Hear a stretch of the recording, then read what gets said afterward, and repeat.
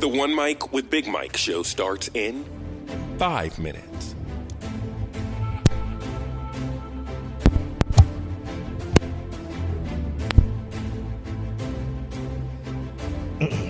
Follow the show on Spreaker.com or the Spreaker app and be a part of the show via the live interactive chat room.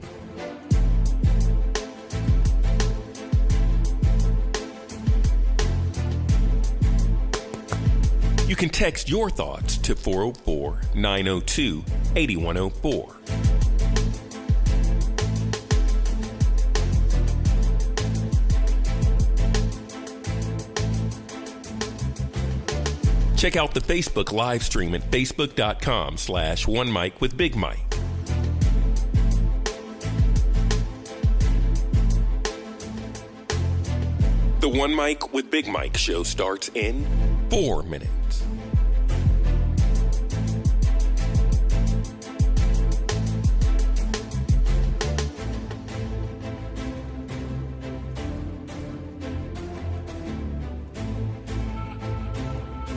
Follow the show on Spreaker.com or the Spreaker app and be a part of the show via the live interactive chat room.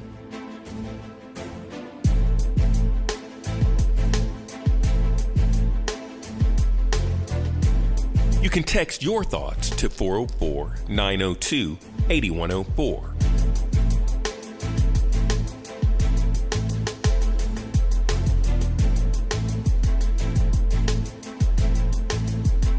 Check out the Facebook live stream at facebook.com/OneMicWithBigMike.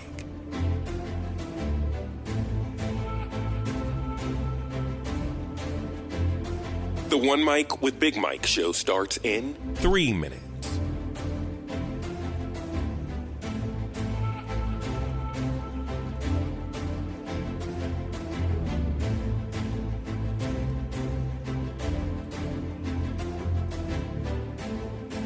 Follow the show on Spreaker.com or the Spreaker app and be a part of the show via the live interactive chat room.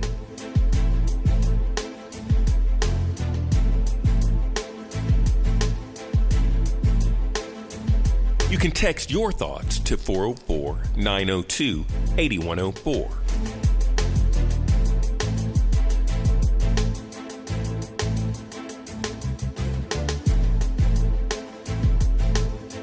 Check out the Facebook live stream at facebook.com/OneMicWithBigMike.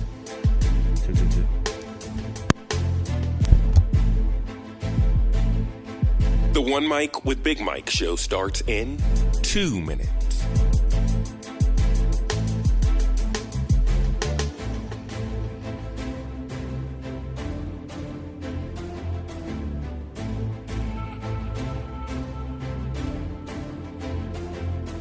Follow the show on Spreaker.com or the Spreaker app and be a part of the show via the live interactive chat room.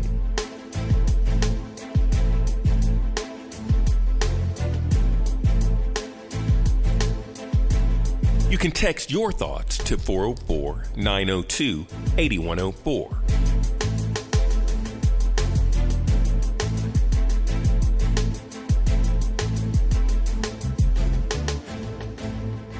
Check out the Facebook live stream at facebook.com/OneMicWithBigMike.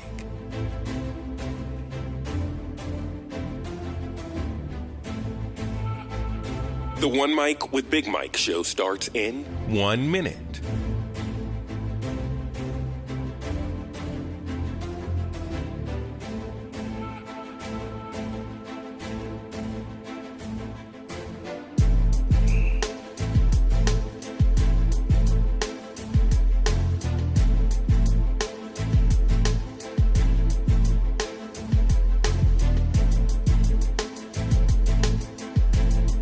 The One Mic with Big Mike show starts in 30 seconds.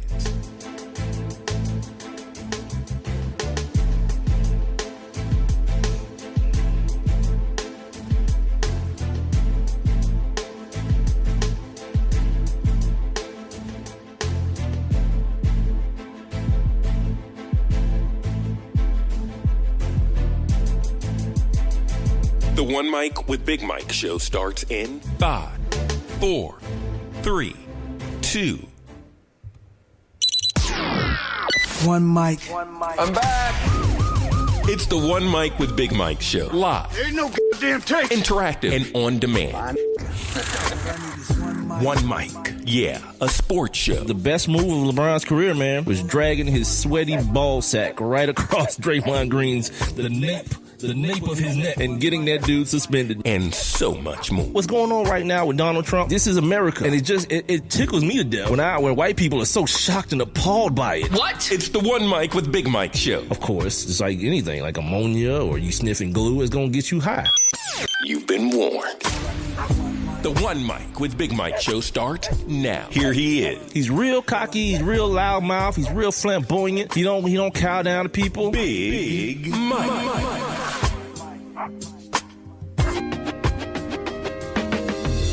Hump Day.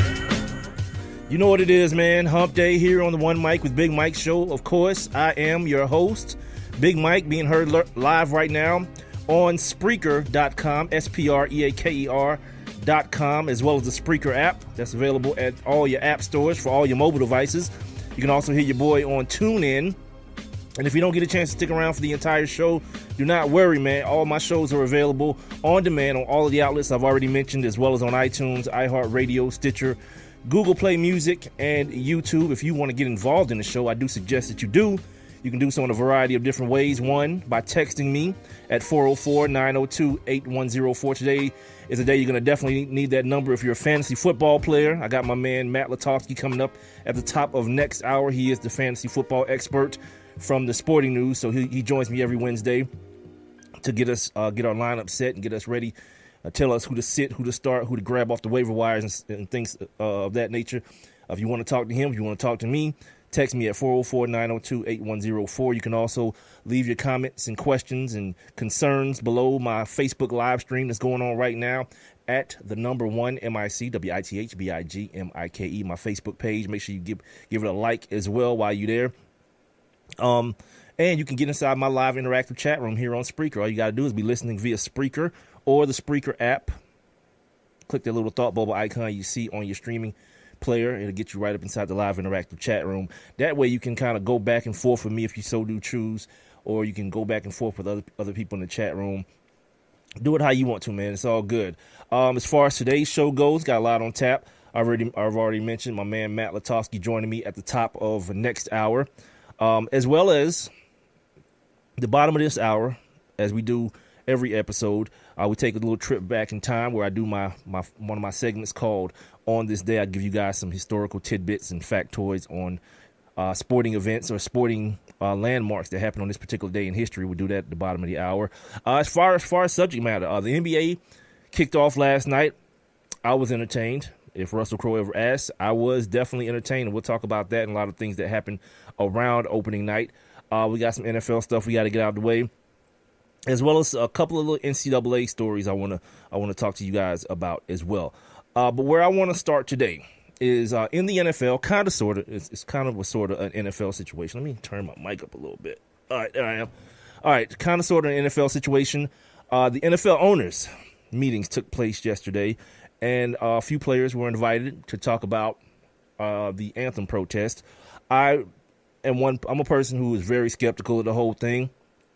I was skeptical of these owners getting involved in this situation from the very, very beginning. You know, from the time, these guys started locking arms over in London to the coup de grace, the bullet to the head, Jerry Jones kneeling with his players and giving everybody that crap eating grin into the camera, like, yeah, I got my boys trained, don't I? Yeah, all the way through that whole process, I was very, very skeptical, and I turned out to be right about that owner situation. I'm a person who judges actions, or I judge your initial action. And if you're a person who supports Donald Trump and you decide you want to give money to Donald Trump and all, even if it is $1 million to billionaires, doesn't make a difference to me. If that's where you stand on something, like, don't allow your business being hurt somewhat, or the thought of possibly your business being hurt, and you taking an action that goes contrary to your beliefs in order to fool people. And some people, a lot of y'all got fooled. A lot of y'all ran around here talking about, man, you know things about to change now. Jerry Jones knelt. And Jerry was playing y'all all the way to the left, all the way to the point where he comes out and says, you know what? If you kneel on my team, I'm going to do exactly what the president said do. Putting your ass on the bench, firing you. Yeah, I'm good. Hopefully, and I know it's that hope thing. I'm not really a purveyor of it. But, that part of me wants to hope that y'all learned y'all lesson, which I know you haven't. Because so many of y'all, it's so much more important for people to give you the perception of them following what you believe to be right than them actually believing it also. And that's what ends up happening. That's what ends up fooling y'all. So anyway, yesterday, I don't even know where this happened at. I don't know if it happened in New York or where it happened at. I didn't even think about that till just right now. But 11 of the 32 owners, not all three of them, and by my public school math, that is about a third of the ownership of the NFL, met with, I think it was about 9 players. Let me find it here real quick for you guys, and I'll give you the names of who it was. I can definitely tell you who it was not. It was not one Jerry Jones. He did not find himself in the place to be. Roger Goodell was there, of course. Troy Vincent was there, his right-hand man, former Philadelphia Eagle player, but now he is the league's football operations chief, guy who doles out the guy who Roger Goodell puts the punishments on, like says, it wasn't me, it was Troy that punished you or whatever. Michael Bidwell from the Cardinals, Arthur Blank from right here in Atlanta, Terry Pagula from the Buffalo Bills, Bob McNair of the Houston Texans, Shad Khan, I guess his name is, of the Jacksonville Jaguars, Robert Kraft of the New England Patriots, John Mara of the New York Giants, Art Rooney of the Pittsburgh Steelers, Jeffrey Lurie of the Philadelphia Eagles, and Jed York of the San Francisco 49ers. And the players that were there, of course, the player representatives that were there were Damari Smith, the executive director of the NFLPA, Eric Winston, who is the president of the NFLPA, Anquan Bolden, former NFL player Anquan Bolden, Russell Okun, Kenny Stills, Julius Thomas, Mark Herzlich, Kevin Beecham, Demario Davis, Chris Long, Malcolm Jenkins, and Josh Norman were the players' representative. It was said that Colin Kaepernick, it was conflicting reports about whether Colin Kaepernick was invited to be there or not. Malcolm Jenkins said they invited him, but then his lawyer, Colin Kaepernick's lawyer, ended up saying that he wasn't invited by any of the NFL brass, if you want to put it that way. Hold on, I have it here. I have the actual comment here somewhere. Whatever. I don't have to go through looking for it. That's basically the crux of it. He wasn't invited by the NFL's people, so he didn't show up. They're supposed to be meeting again in 2 weeks, and Kaepernick says he'll be happy, to turn up at that one. Here it is. His lawyer says Colin Kaepernick was not invited to attend today's meeting by any official from the NFL or any team executives. Other players wanted him present and have asked that he attend the next meeting with the goal of forging a lasting and faithful consensus around these issues. Mr. Kaepernick is open to future participation on these important issues. Now, mind you, Colin Kaepernick is also suing the NFL for collusion. So you're talking about being in a situation that's hella awkward. That would be that.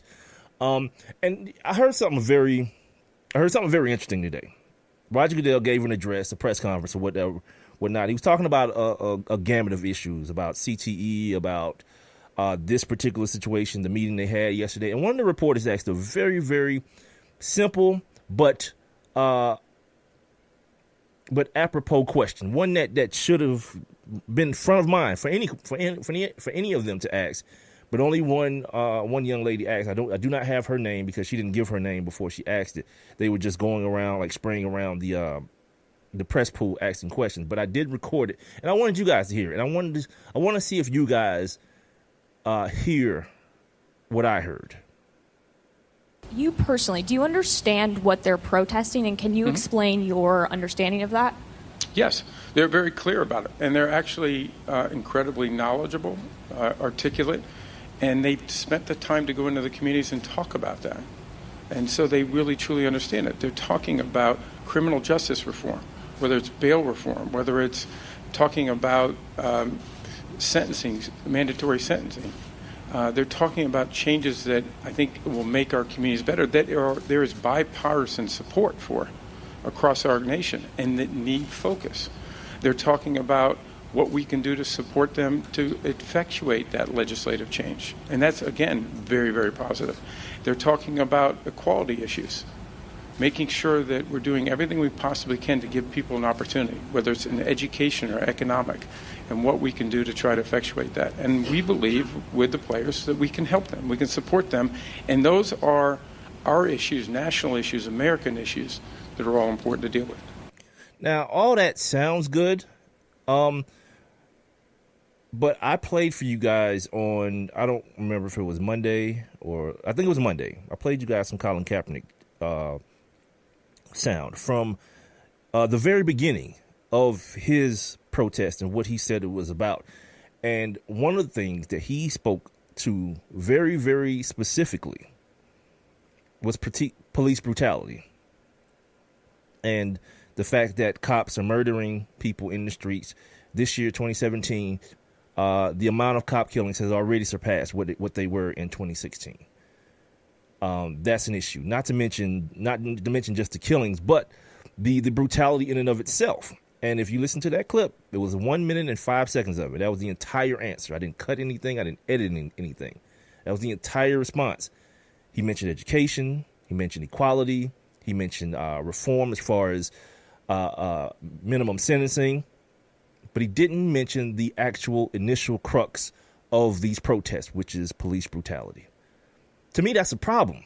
Because if you're sitting down and you're saying that you're going to help this situation and you don't know or you refuse to acknowledge the actual crux and the reasoning, the initial purpose of it, because it's splintered off into so many other things. This whole thing about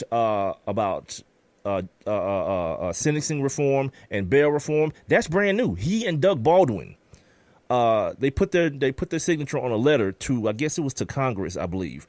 And as I'm sitting here talking about it, I forgot to actually pull the letter today during my prep. I didn't actually pull the letter, and I meant to.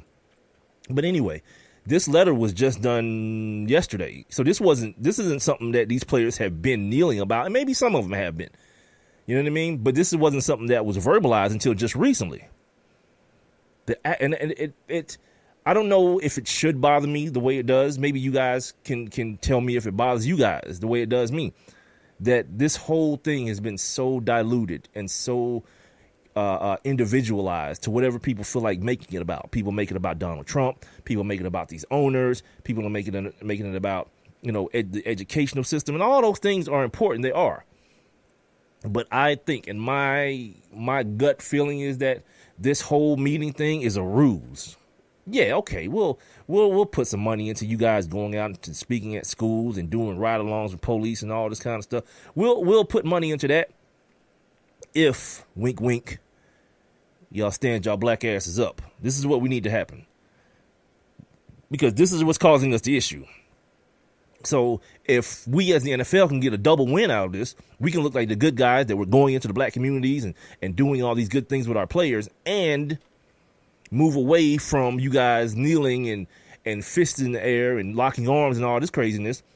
We come out the victors on both ends of that. And if you're an NFL player, you know what you're used to. You're used to getting whatever crap the NFL, the owners give you. That is how the NFL business model works. When these guys have like lockouts and strikes and all this kind of stuff, it never, ever, ever ends up benefiting them as much, or definitely not more than the owners. Like the NBA model and the Major League Baseball model, they have it correct. Their unions are strong. This is why they have guaranteed contracts. Now, people can talk about them playing more games and all these kind of things, but the NFL players have an argument as well. They have an argument based on the violent nature of their game. The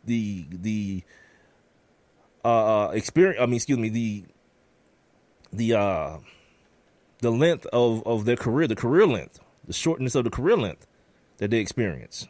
They have plenty of ground to stand on, the union itself is just weak because of the wide ranging amounts of the contract, and then they're not guaranteed. So you're not going to get some 5th year, backup safety to be on the same page as, let's say, Tom Brady or Drew Brees or Joe Flacco, these high-paid quarterbacks. It's not going to happen.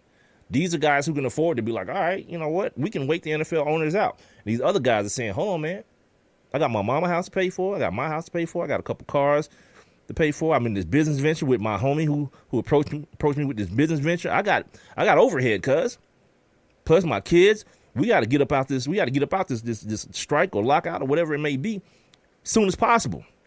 So the first time you put something in front of that guy's face, he's signing it immediately. That's how these guys got stuck into this 10-year collective bargaining agreement. And they spun it as, well, we're going to have 10 years of labor peace. You tell me. If you watch the NFL, you tell me if you've seen peace in this whole situation. The one thing that's come out of this that a lot of people may thought was going to come out is my old lady asked me about this. She said, are they going to make these guys stand up? I was like, no, they're not going to do nothing. You know what I mean? Because at the end of the day, they can't be made to look like punks. This is where Donald Trump, oh, my God. I thought the 76ers are playing the Washington Wizards right now, ESPN. I thought Joel Embiid just banged on somebody, but he got fouled.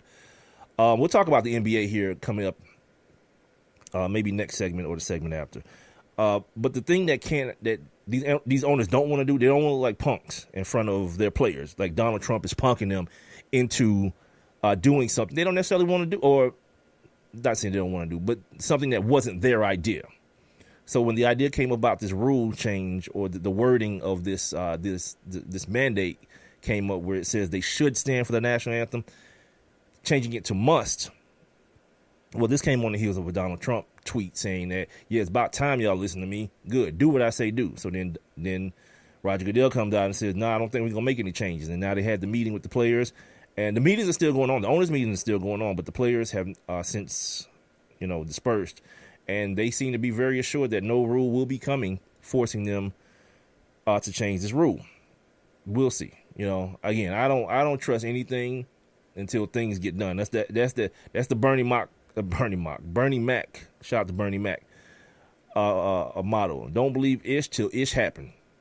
You know what I mean? Stop believing everything people tell you. Yeah, exactly. That's how I am. Something else happened today. By the way, 404-902-8104 if you want to text the show and get in on the conversation, or if you got any fantasy football dilemmas, lineup dilemmas, you want to know who you should start, who you should sit, who you should probably be looking for on the waiver wires. I got my man Matt Lutovsky joining me at the top of the hour, 8 o'clock if you're listening live, to answer all your fantasy football questions. No Matt Lutovsky next week, but my man Rob Grimwood from Across the Fantasy Pond podcast. He's coming at us from Britain, England, one of those two, or it's all the same. I don't know. But he'll be joining me next week, filling in for Matt. So we'll still keep this thing rolling, but no Matt Lutovsky heat for next week. But yeah, this whole situation with the Jaguars decided that they needed to apologize to the military for their protests. Again, if you knew what you were doing, right? If you understood that you weren't protesting the military, or that you weren't protesting first responders, or you weren't protesting, you weren't being anti-American in your protests, what are you apologizing for? I'm not really sure how that works, because I'm from Decatur, Georgia. I'm not really an apologist type person anyway. Like, when people do things, consciously do things to me, I don't accept any apologies for that. You did what you wanted to do and you said what you wanted to say. So, just hold on to it, be an adult and just, live with it. Like, it's a difference between somebody like stepping on your shoe in the store or something, or like somebody walking out of a door when you're walking into it and you basically bump into them and they say, oh, sorry, man, excuse me. That's different. You apologize for that because it was an accident. You didn't mean to do it. But things that people do consciously and of sound mind, there is no need to apologize, one. And two, if you didn't do anything wrong, there's no need to apologize. And in both of those scenarios fit this instance. These men were exercising an American right, the right that all Americans have. One, the purpose of that right should have been to combat racial injustice. So once we get to that point, whatever anybody else says, whatever anyone else wants to make up and just design on their own, you should disregard it. You should definitely not apologize. That's ridiculous.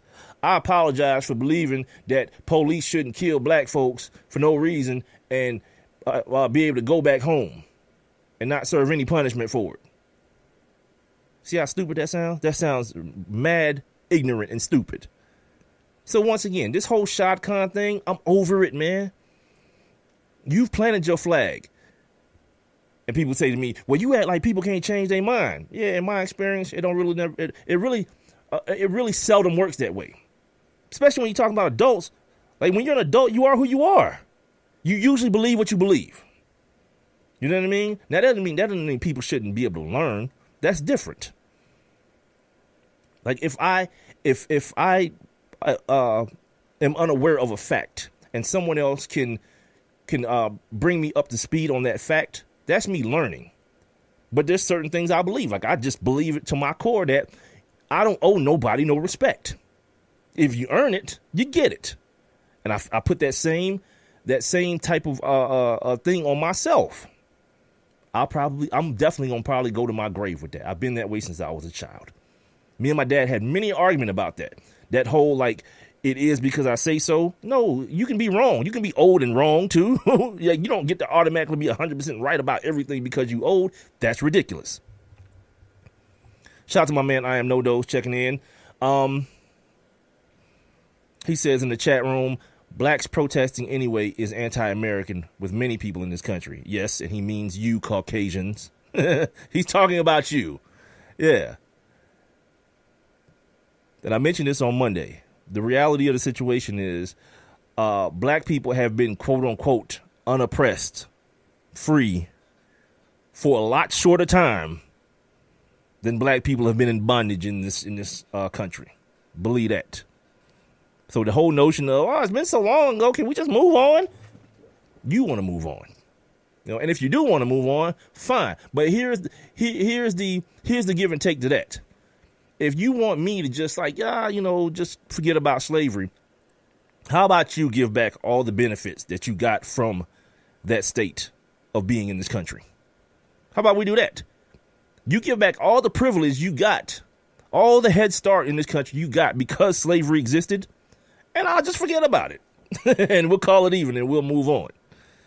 Yeah, I don't believe there'll be any takers to that proposition.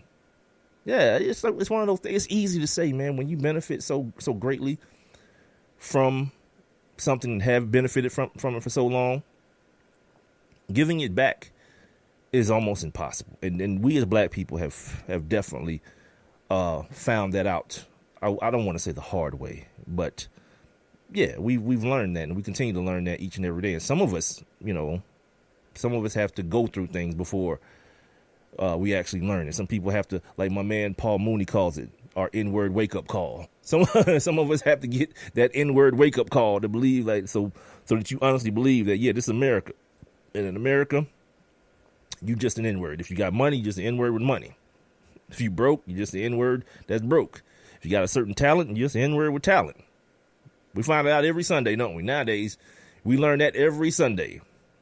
Yeah, you good enough to get brain damage for me and for my fantasy team. But me respecting the fact that I remember when we had first got out of college, and a couple of my buddies made it to the NFL. And one of my guys was on the Washington Redskins. He played with LeVar Arrington. And this was at the time where George Bush, I think, was running for the second time, or maybe the first time, the second Bush. And people in the locker room. My buddy tells me the story about people in the locker room saying, man, y'all got to vote for Bush, man. He going to protect your money. He gonna make sure that, we pay less taxes and all that thing. He said LeVar Arrington was the one person in the locker room to say, hold on, man, I'm the only person in my family with loot. What about my aunts and my folk, my cousins, them who don't live like me? And that's real stuff. You know what I'm saying? That's a real perspective to have. That these guys in the NFL, Colin Kaepernick in particular, he's figured that out and figured out a way to bring it to the forefront. That look, as I played the clip for you guys on Monday, he said plain and clear, more than a year ago, this ain't about me. Yeah, I've experienced certain things based on the color of my skin in this country, no doubt. But there's people who look like me who don't have the platform I have, nor the resources that I have, that need for somebody to speak up for them, and I'm going to be that somebody. That's why I ride with that dude, man, 100%, no doubt.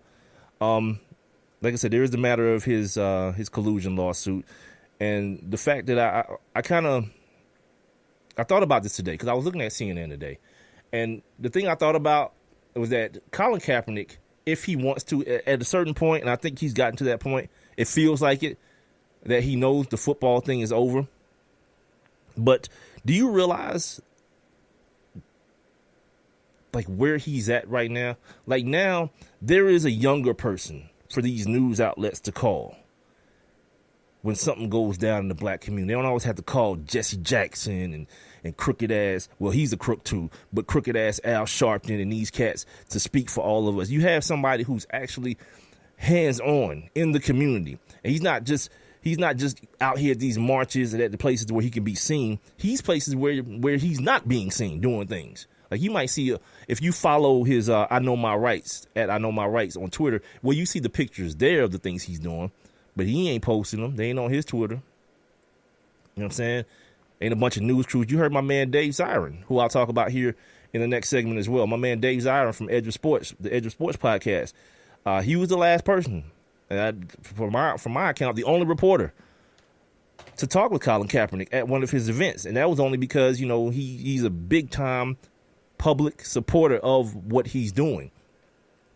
And he's a big-time adversary to what's happening to him, what he feels, and what many of us feel like is happening to him. So he was invited to the I Know My Rights camp in Chicago, I believe it was. And that was the only media, and they didn't even talk. He wasn't even allowed to talk to him about the blackballing, about the kneeling, about any of those things. He was just able to talk to him about the camp and the things he was doing for the people, as Colin puts it. And my point in saying that is, like, once this is all over with, once the dust settles on all this, and Colin Kaepernick realizes that he's no longer Colin Kaepernick, the football player. He's going to be Colin Kaepernick, the political martyr. He's going to be Colin Kaepernick, the advocate, the guy who is, like, again, as he says, stands for the people, stands with the people. He'll be able to be on any network doing anything and naming his price to do it. You know what I mean? So, you know, if you feel the need at any point to cry for Colin Kaepernick, like, oh man, how's he gonna get his money, man? Because he's already, you know, pledged $1 million to certain organizations to give $1 million back to the community. I believe he'll find his way, you know, back into the public where he doesn't have to worry about saying the wrong thing and how it might affect his ability to get back into the National Football League, because that pressure will be off of his shoulders. And I think he's being relieved of that slowly but surely right now. The evidence is there. And then, he's filed this collusion thing now. So now that you've sued the league, I don't see any of these rich white men and one rich I don't know, what is he? Is he a Muslim? Yeah, he's a Muslim cat for the Jaguars. And I think the Bills have a female owner as a part of their ownership group. So any of these guys and women, and I don't see any of them opening their arms to him and welcoming him into their fold again. Let's take a break, man. 404-902-8104. Take that number down, or use that number right now, man. Send me your questions, your fantasy football questions, from my man Matt Lutovsky from the Sporting News. He'll join me at the top of the hour. Coming up next, we'll do On This Day and get back into some more of this NFL conversation. I got a couple other things from the NFL before I move on to the NBA. NBA basketball last night was all that, man. I'm glad that they did it the way they did it. But there's some things that we kind of gotta, flesh out a little bit. It's the One Mic with Big Mike show. I'm live here on Spreaker.com. I'm also on the Spreaker app. You can also catch the show live on TuneIn every Monday, Wednesday, and Friday. Make sure you follow me on Twitter and Instagram at the number 1 MICWITH BIGMIKE. Also use that handle to check out my live stream going on right now on Facebook at the number 1 MICWITH BIGMIKE. I'll be back in about 2 minutes. I have one question for you. Do you or someone you know run a business that could benefit from additional exposure? The One Mic with Big Mike show is currently taking on new sponsors and advertisers. One Mic with Big Mike is currently syndicated across 8 different online platforms, and your company's name could be heard and seen across all 8 as well. Let's get to work. Please send all inquiries to Mike at onemicwithbigmike.com. Thank you for listening. Thank you for your continued support. All I need is one mic. Dear John, I was hoping it wouldn't come to this, but you've left me no choice. I'm leaving. Uncontrolled high blood pressure is really serious, and lately you seem to really not care. I've been there for you since day one, and I know you think I'm gonna keep ticking, but no, my friend, I can quit whenever I want. Why can't we get back to the good times, when we were more active and ate more healthy foods, and you checked on me every once in a while? Is that too much to ask? I don't want to leave, but unless you stop ignoring me, what else am I supposed to do? Remember, when I quit, you quit. Sincerely, your heart. Listen to your heart and don't let it quit on you. Doing the minimum to control your high blood pressure isn't doing enough. High blood pressure can lead to a stroke, heart attack, or death.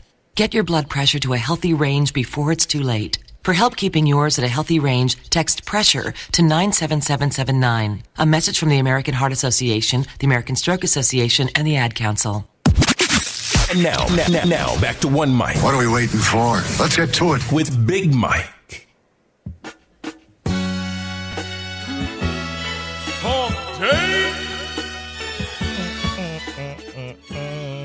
Welcome back to the One Mic with Big Mike show. I like that. Heard live every Monday, Wednesday, and Friday on Spreaker. Tune in. And if you don't get a chance to stick around for the entire show, you can catch every episode and all my interviews as well on Spreaker.com, the Spreaker app. Tune in, iTunes, iHeartRadio, Stitcher, Google Play Music, YouTube. And you can catch up on the live stream, the Facebook live stream here on Facebook at the number 1 MICWITH BIGMIKE. It is hump day, man. We're getting on over this hump. Halfway to the weekend. Hope you guys had a good Wednesday. It's getting chilly around this piece, man. I woke up this morning, man. My damn areola was so damn tight. Man, I got the fan on. I sleep with the ceiling fan on, and it was cold as hell when I woke up this morning.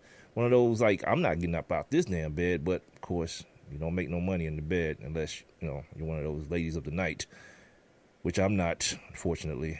Not a lady, and I'm not lady of the night either. All right, enough of that. Let's take a look back. Now, let's take a look back. On this day. Uh-oh. The wrong damn button. All right, ladies and gentlemen, your hump day of On This Day, your hump day episode edition of On This Day goes a little something like this. On this day in 1873, the first rules for the intercollegiate... Let me try that again. The first rules for the intercollegiate football were drawn up by the representatives from Rutgers, Yale, Columbia, and Princeton. And them damn same rules are in place right now.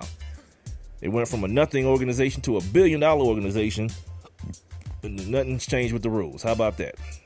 On this day in 1924, Red Grange scored 4 touchdowns in the first 12 minutes of a game against Michigan, who, by the way, plays Penn State this weekend. Should be a pretty good damn game. He scored a 5th touchdown, intercepted a pass, and threw a touchdown pass in the second half. My God, that's when guys just went both ways. I mean, like on the football field, defense and offense is what I mean. Clarifying. On this day in 1956, NFL Commissioner Burt Bell disallowed the use of radio-equipped helmets by NFL quarterbacks. So then they was rocking them back in the 50s? Wow. On this day in 1967, the American League granted permission to the A's to move to Oakland. Also, new franchises were awarded to Kansas City, the Royals, and Seattle, the Mariners, which I have a Mariners hat on today. If you want to check it out, head on over to my Facebook page. I'm streaming live video right now. On this day in 1968, 2 black athletes, Tommy Smith and John Carlos, were suspended by the U.S. Olympic Committee for giving a Black Power salute during a ceremony in Mexico City. Let's not forget the white homie that was in 3rd place. They gave him a pin, some sort of solidarity pin, and he went back to Australia where he was from and caught mad hell, man. You know, like mad, like racist hell, to the point, man, it basically killed him, man. He became an alcoholic, got real suicidal, man. It was terrible. It was a terrible time for him, man. And finally, on this day in 1977, Mr. October, Reggie Jackson tied Babe Ruth's record for hitting 3 home runs in a single World Series game. Reggie Jackson was only the second player to achieve this feat. And ladies and gentlemen, that is your Hump Day edition of On This Day. All right, getting back to the lecture at hand, 404-902-8104 if you want to get in on the conversations that I'm having, or you can jump inside my live interactive chat room for those of you listening on Spreaker. Even if you're listening on demand, you can still click that little little thought bubble icon and leave your comments, questions. You know, even if you want to tell me how stupid I am, I'm all about that life, no doubt. We started the show off talking about these meetings that happened, these owners' meetings that happened, which included a couple of NFL players as well, to discuss, I don't know, unity. And, you know, I'm one of those people who, I recognize patterns, and I recognize when I'm hearing the same thing over and over and over again. We got to have the conversation. Unity, solidarity, and all these like words that get thrown out there, but nobody's actually doing anything. Like I'm a shout out to Doug Baldwin, man, because his dad, I believe his dad is a former law enforcement officer. I noticed. I do remember he was on Bill Simmons' show when it was on HBO talking about this. His dad is a former law enforcement officer. So he's able to speak in those terms when it comes to policy and those things. So when he starts talking about bail reform and minimum sentence reform and all that, my ears perk up, because those are things that are real and tangible and things that can change the lives of people. You know what I mean? Like somebody who doesn't have, like that kid in Louisiana that's doing like 18 years for a dime bag of weed. You know what I mean? And the process that got him to that end started with these exorbitant amounts of money that are being asked for bail. You know, the Khalid Browder situation, where this kid spent years in jail. Why? Because his people just couldn't afford bail. These cats ain't in there for no violent situations. So then when the prosecutor comes to him and says, hey, you want to bond out or you want to get out? Cop to this plea. They cop to a plea. They end up with a damn felony on their record. So the next thing that happens to them, no matter how little it is, it becomes a violation. That's how you end up doing 18 years for a dime bag of weed. And somebody, believe it, because of the privatization of these prisons, some white man is getting hella rich off of them. Hella rich off of those 18 years. Meanwhile, families are being destroyed. Kids are growing up without fathers, which starts this vicious cycle that feeds right back into the penal system. So once you start talking about that, once guys like Malcolm Jenkins and Doug Baldwin start talking about those things and trying to get those things accomplished, I'm cool. I don't want to hear nothing about no NFL players going on ride-alongs with the police. That only serves the police. Yeah, man, I got Malcolm Jenkins with me. I get to hang out with Malcolm Jenkins all day. The same way they go to the hood and try to, like, they got on all the police uniforms, the utility belt, playing basketball in the hood with little black kids. I don't care. I have no need for any of that. Just do your job. You know what I'm saying? Like, you don't have to play basketball with somebody's kid for you not to kill them for handing you their registration at a traffic stop because you too scared. Those things ain't connected in no way. They are definitely mutually exclusive. You don't have to come to the hood passing out ice cream pops to the damn kids during the summertime. None of that needs to happen. Because if anything, all you're doing is giving black kids a false sense of security when they see your ass in 5 or 6 or 7 years, thinking that you really on their side, or somebody that looks like you or is dressed like you is really on their side. When the fact of the matter is, it's a coin toss. It's a coin flip whether you are or you're not. Anyway, tomorrow night in the NFL, we got Thursday Night Football jumping off, and surprise, surprise. Guess who doesn't know who's playing on Monday Night Football yet tomorrow? I didn't even think about this till right now. I don't think it really matters. Whatever. I think it's some sort of rivalry game though, if I'm not mistaken. But don't mark my words on that. I wanted to talk about basketball. I want to talk about what happened last night. Let me give you guys I don't want to just say that, just blurt that out and not have, who's playing tomorrow night. And it ain't even here anyway, so whatever. Just bull crap. I'm actually looking at the damn schedule. It's giving me a scoreboard, but not a schedule. All right. Sorry. Oh, and by the way, Ezekiel Elliott, shout out to him, man. Ezekiel Elliott's fighting tooth and nail? Is that what they say? The Chiefs and the Raiders tomorrow night on CBS. All right. Yeah, Ezekiel Elliott got another temporary restraining order filed in his behalf, so shout out to him. He'll be able to play against the 49ers in at least the next 2 games before the case is reviewed again to see if the suspension should be upheld. Inevitably, it will be. Just like in the case of Tom Brady, inevitably it will be, man. But, the thing that's really disturbing is when I hear people who, I guess they call themselves Dallas Cowboys fans or whatever, saying, man, Zeke should have went ahead and took the 6 games. And they're saying that because I think the Cowboys have now started off 2-3. I think is their record through 6 weeks of the NFL season. If I'm not mistaken, they've only won 2 games. Yeah, 2-3. And not acknowledging the fact that this dude, this is not some sort of, PED situation or weed or none of that. This don't have nothing to do with those things. This is a label. This is like a scarlet letter of being labeled for life as a abuser, a woman abuser, a woman beater, something that he's vehemently denying and saying that he didn't do. And by especially by accepting the punishment without fighting until the very bitter end to where it has to be thrown on you. Because at least at the very end of the day, you can still maintain your innocence and say you were wrongly, I don't want to say convicted, but you were wrongly punished. But just to say, all right, I'll take the 6 games. You're admitting to doing something that I don't think if any one of us were in a situation and we know that it didn't happen the way it's said to have happened, there's no way in hell we would just, any one of us with any type of manhood in us would just lay down and say, all right, I'll take it. For the rest of my life, you can just look at me and call me a woman beater. No, hell no. No. He got to fight this. And as of right now, he's getting, yeah, he did. He said today, as a matter of fact. I have noticed said he never vehemently came out and said he didn't do it. He said it today when asked about it. He talked about he didn't want to have his family or his name painted in that light.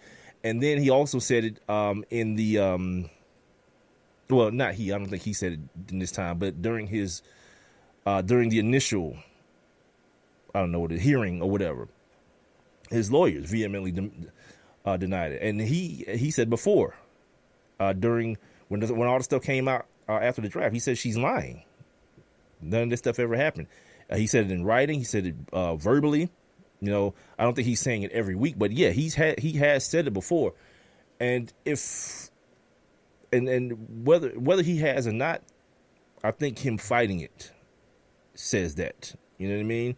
Like I don't remember ever hearing Tom Brady say he never did that. When Tom Brady was asked if he's ever cheated, he said I don't think so. But he took it all the way to the Supreme Court to, I don't know, fight for his name, his integrity. I don't know what it was. I believe Tom Brady had them boys deflate them footballs, but I also believe that the NFL, like in so many cases, decided to make a damn mountain out of a molehill. I don't say that now. I think what's happening now is the NFL wants to be some sort of legal entity as it pertains to this domestic violence thing, because they've botched them so many times in the past. They want to finally find themselves in a position of see how much we care. When any rational person knows that the NFL don't give a damn.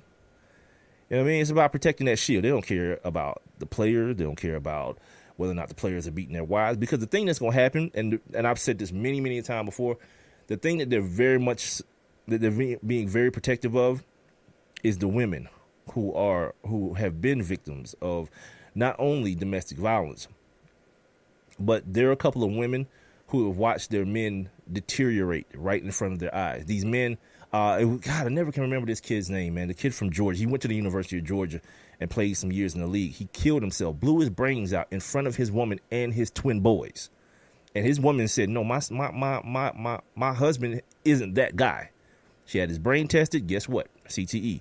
Same thing with homie from the Chiefs that drove down to the facility after blowing his wife away and blew his head off in front of Romeo Cornell and the GM. Same thing with him. CTE. His mom was the one. So there are some women behind this whole issue of domestic violence that really the NFL only cares about how it points back to the head injuries. That's what they're concerned about. Don't get fooled, but they don't care about none of that stuff. Those PSAs of Chris Carter crying and all that kind of stuff. It's all for show. You know what I'm saying? Something's going on with my damn stuff. I can only hear myself in one ear, and it's very aggravating. So yeah, no, that's the deeper part of all this kind of stuff. And if they can use Ezekiel Elliott or anybody moving forward as the poster child for look how much we care about this situation, they will. And so they're gonna win this. They're gonna win this case on if by no other reason because of attrition. They'll continue to appeal it and appeal it and appeal it the same way they did with Tom Brady until it gets to a high enough court where there are no more appeals, and that court sides with the collectively bargained power of the commissioner. Because right now they're not relitigating the circumstances behind Ezekiel Elliott's accusers and the accusations. No. This is about whether or not the commissioner and the league is going forward in the proper process. This is an indictment on the process, not on what the findings have already been when it comes to this young lady accusing him of beating her up. That ship has long sailed, and I'm saying ship with a P. Let's move on to the NBA. NBA season started last night. I don't know about you guys, but I was thoroughly entertained and impressed. We had, first and foremost, we had Kyrie going back to Cleveland, taking on LeBron and the new look Cavs. Looked to be getting away from the Celtics a little bit at the beginning, but they fought back. What's that kid's name? Kyle Brown? What's the kid's name? With the high top fade. I can't believe I made it a point to remember his name today, and now I don't remember it. But Marcus Smart, of course, Kyrie. They fought back and got it all the way down to the end where Kyrie had a chance to win it at the end, and he came up just short on a 3-pointer, man. Everybody showed love too. It wasn't no animus. You know, everybody dapped Kyrie up. They still had the same handshakes from last year, which was amazing to me. There's no way in the world I remember all those movements and all that choreography. But they did. LeBron, gripped his man up, gave him a big bear hug at the end, no hard feelings. I mean, because at the end of the day, come on, man, if anybody's going to understand wanting to leave a situation, it's LeBron, because guess what's going to happen next year? Yeah, I'm out. Take my talents to the West Coast or wherever LeBron ends up next year. So, yeah, he understands what all that's about. Before I get into all that, before I forget, shout out to Greg Popovich, man. You know what I mean? Like, Greg Popovich is a white man in this world that understands he's white. And I don't mean that from a sense of white privilege. I say that from the sense of a man who understands that he is a product of white privilege. And he understands that everybody that he coaches, a lot of the guys he coaches, a lot of guys he coaches against, don't experience those same things. And when he finds that there's somebody taking advantage of that and definitely not acknowledging it, lately here, he's been calling it out, man. And I just wanted to shout it out. I told you guys I was going to mention Dave Zirin again in the show. And Dave Zirin, guy who's been a guest on this show, he is the host of the Edge podcast. There's a lot of great writing as well. For whatever reason, he and Greg Popovich have a relationship of some sort, to the point where Greg Popovich just calls my guy because he wants to vent about what you say about Donald Trump. He's seeing the things that Donald Trump is doing, the disrespect that he is levying to a lot of different people who don't look like him. And he's pissed, and he understands he's in a position where he can be outspoken about it. He's not in a position where, although the owners of his team supported Donald Trump, what are they gonna do? Fire Greg Popovich, suspend Greg Popovich? Hell no. So I want to read you guys part of what he said, especially about Donald Trump to Dave Zier. And it was like a weird conversation. He just picked up the phone and just started going off. And I guess when he was done going off, he just was like, bye, Dave, and hung up. And didn't have a conversation with the dude. Just went off, told him he wanted this on the record, went off about it, and then hung up. You know, this is the part I like, where he says, quote, this man in the Oval Office doesn't even call him by name. Good. Total. Don't put no respect on his name. This man in the Oval Office is a soulless coward who thinks that he can only become large by belittling others. This has, of course, been a common practice of his, but to do it in this manner and to lie about how previous presidents responded to the deaths of soldiers is as low as it gets. Well, that's not true. Donald Trump hears that and was like, yeah, hold my beer. Watch how low I can get. And he did, as a matter of fact. We have a pathological liar in the White House, unfit intellectually, emotionally, and psychologically to hold this office. And the whole world knows it, especially those around him every day.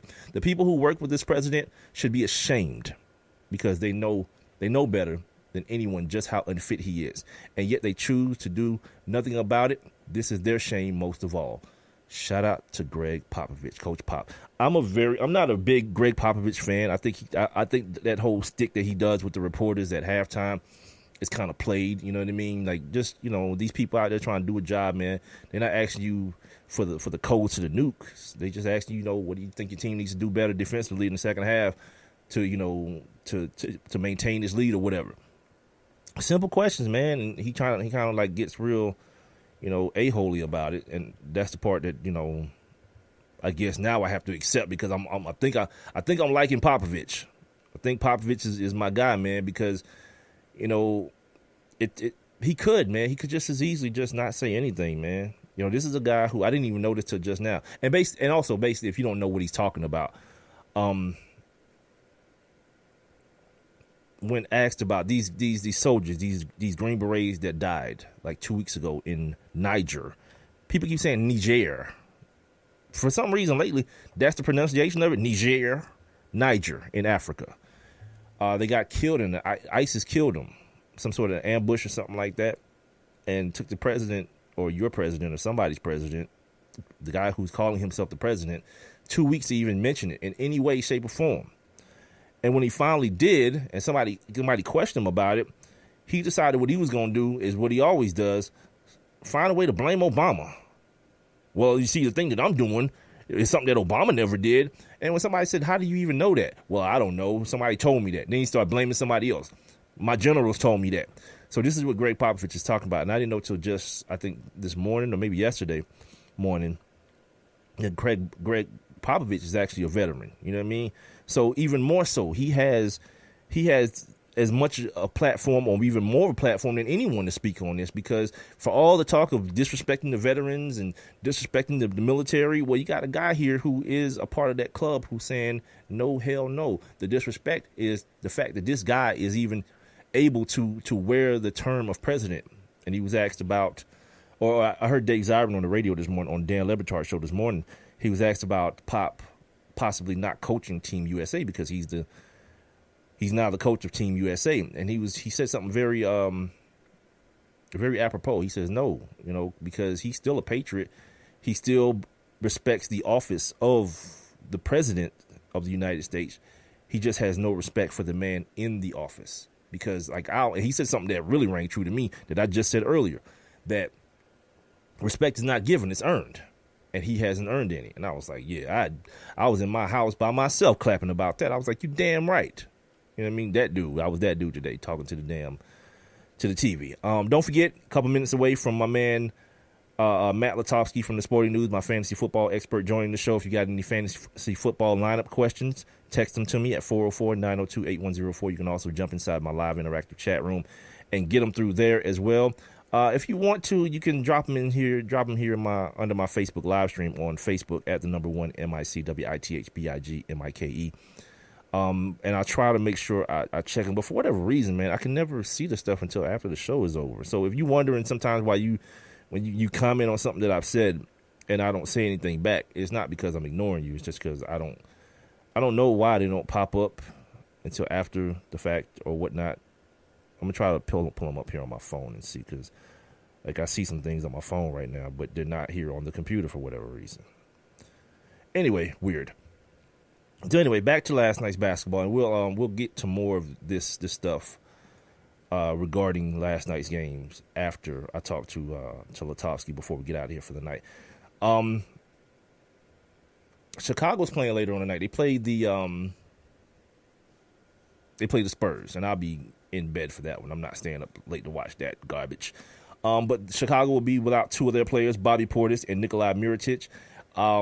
Apparently, as I've listened to people talk about this situation today, and the situation I'm talking about is Mirotic having to get them hands put on him.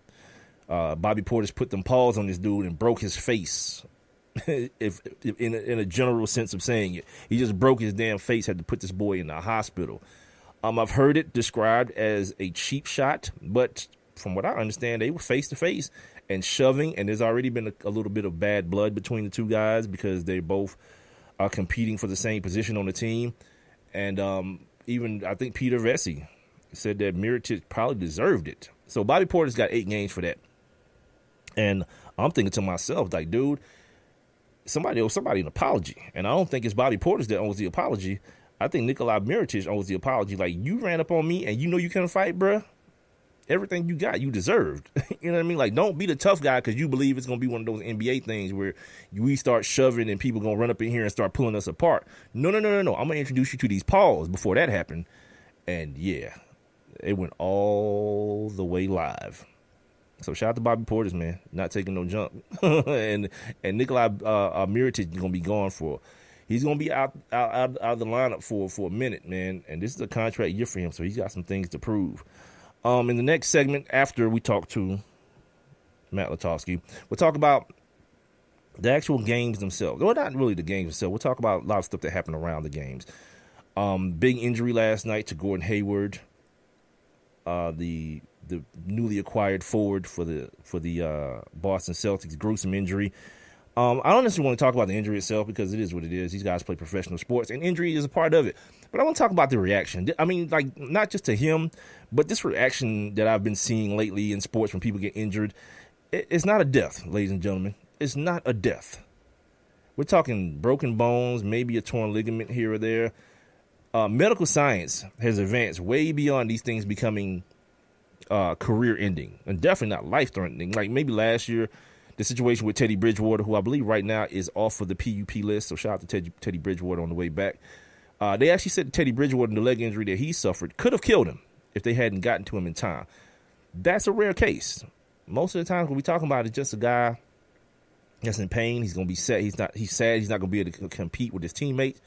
But, you know, I'm going to profess that you people who call yourselves fans, you don't care. You don't care as much as you do. You act like you care because that's what you're supposed to do. Praying for Gordon Hayward. What are you praying for? It's already done now. Like, the bad stuff has already happened. What are you praying for now? You know what I mean?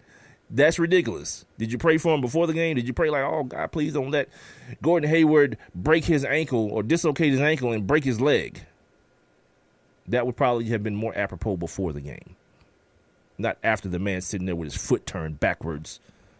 But we'll get into more of that after I talk to my man, Matt Lutovsky, man. 404-902-8104. Once again, is the text number. The show is being heard live right now on Spreaker.com, the Spreaker app, and on TuneIn. So make sure you tell a friend to tell a friend to tell a damn friend. We're going to be talking some fantasy football coming up next with Matt Lutovsky of the Sporting News. I'll be right back. I have one question for you. Do you or someone you know run a business that could benefit from additional exposure? The One Mic with Big Mike show is currently taking on new sponsors and advertisers. One Mic with Big Mike is currently syndicated across 8 different online platforms, and your company's name could be heard and seen across all 8 as well. Let's get to work. Please send all inquiries to Mike at onemicwithbigmike.com. Thank you for listening. Thank you for your continued support. All I need is one mic. Go Caleb! Come on, hit a homer, Jesse! Let's go, guys! Hey, did you guys know that kids who play sports earn more money when they grow up? Of course. I knew that. Hey, did you guys know that kids who read books have a bigger vocabulary? Oh, yeah, absolutely. Mm-hmm. Wow, jinx. Did you guys know that friendly children have more friends? Mm-hmm. Oh, yeah, mm-hmm. yeah. That's true. I knew that. Did you guys know that winter babies are better at music? Everyone knows that. Oh, yeah? Yeah, it's pretty obvious. Yeah, so yeah. obvious. Oh, hey, guys, did you know that most people think they're using the right car seat for their kid, but they're not? Huh, I didn't know that. I'm pretty sure I knew that. I'm pretty sure you didn't. Parents who really know it all know for sure that their child is in the right car seat at the right age and size. Visit safercar.gov/the right seat to make sure your child is protected. Brought to you by the National Highway Traffic Safety Administration and the Ad Council. One mic. I'm back. It's the One Mic with Big Mike show. Live. Ain't no goddamn tape. Interactive and on demand. One Mic. Yeah, a sports show. The best move of LeBron's career, man, was dragging his sweaty ball sack right across Draymond Green's the nape of his neck and getting that dude suspended. And so much more. What's going on right now with Donald Trump? This is America, and it tickles me to death when white people are so shocked and appalled by it. What? It's the One Mic with Big Mike show. Of course, it's like anything, like ammonia or you sniffing glue is gonna get you high. You've been warned. The One Mic with Big Mike show starts now. Here he is. He's real cocky. He's real loudmouth. He's real flamboyant. He don't cow down to people. Big Mike.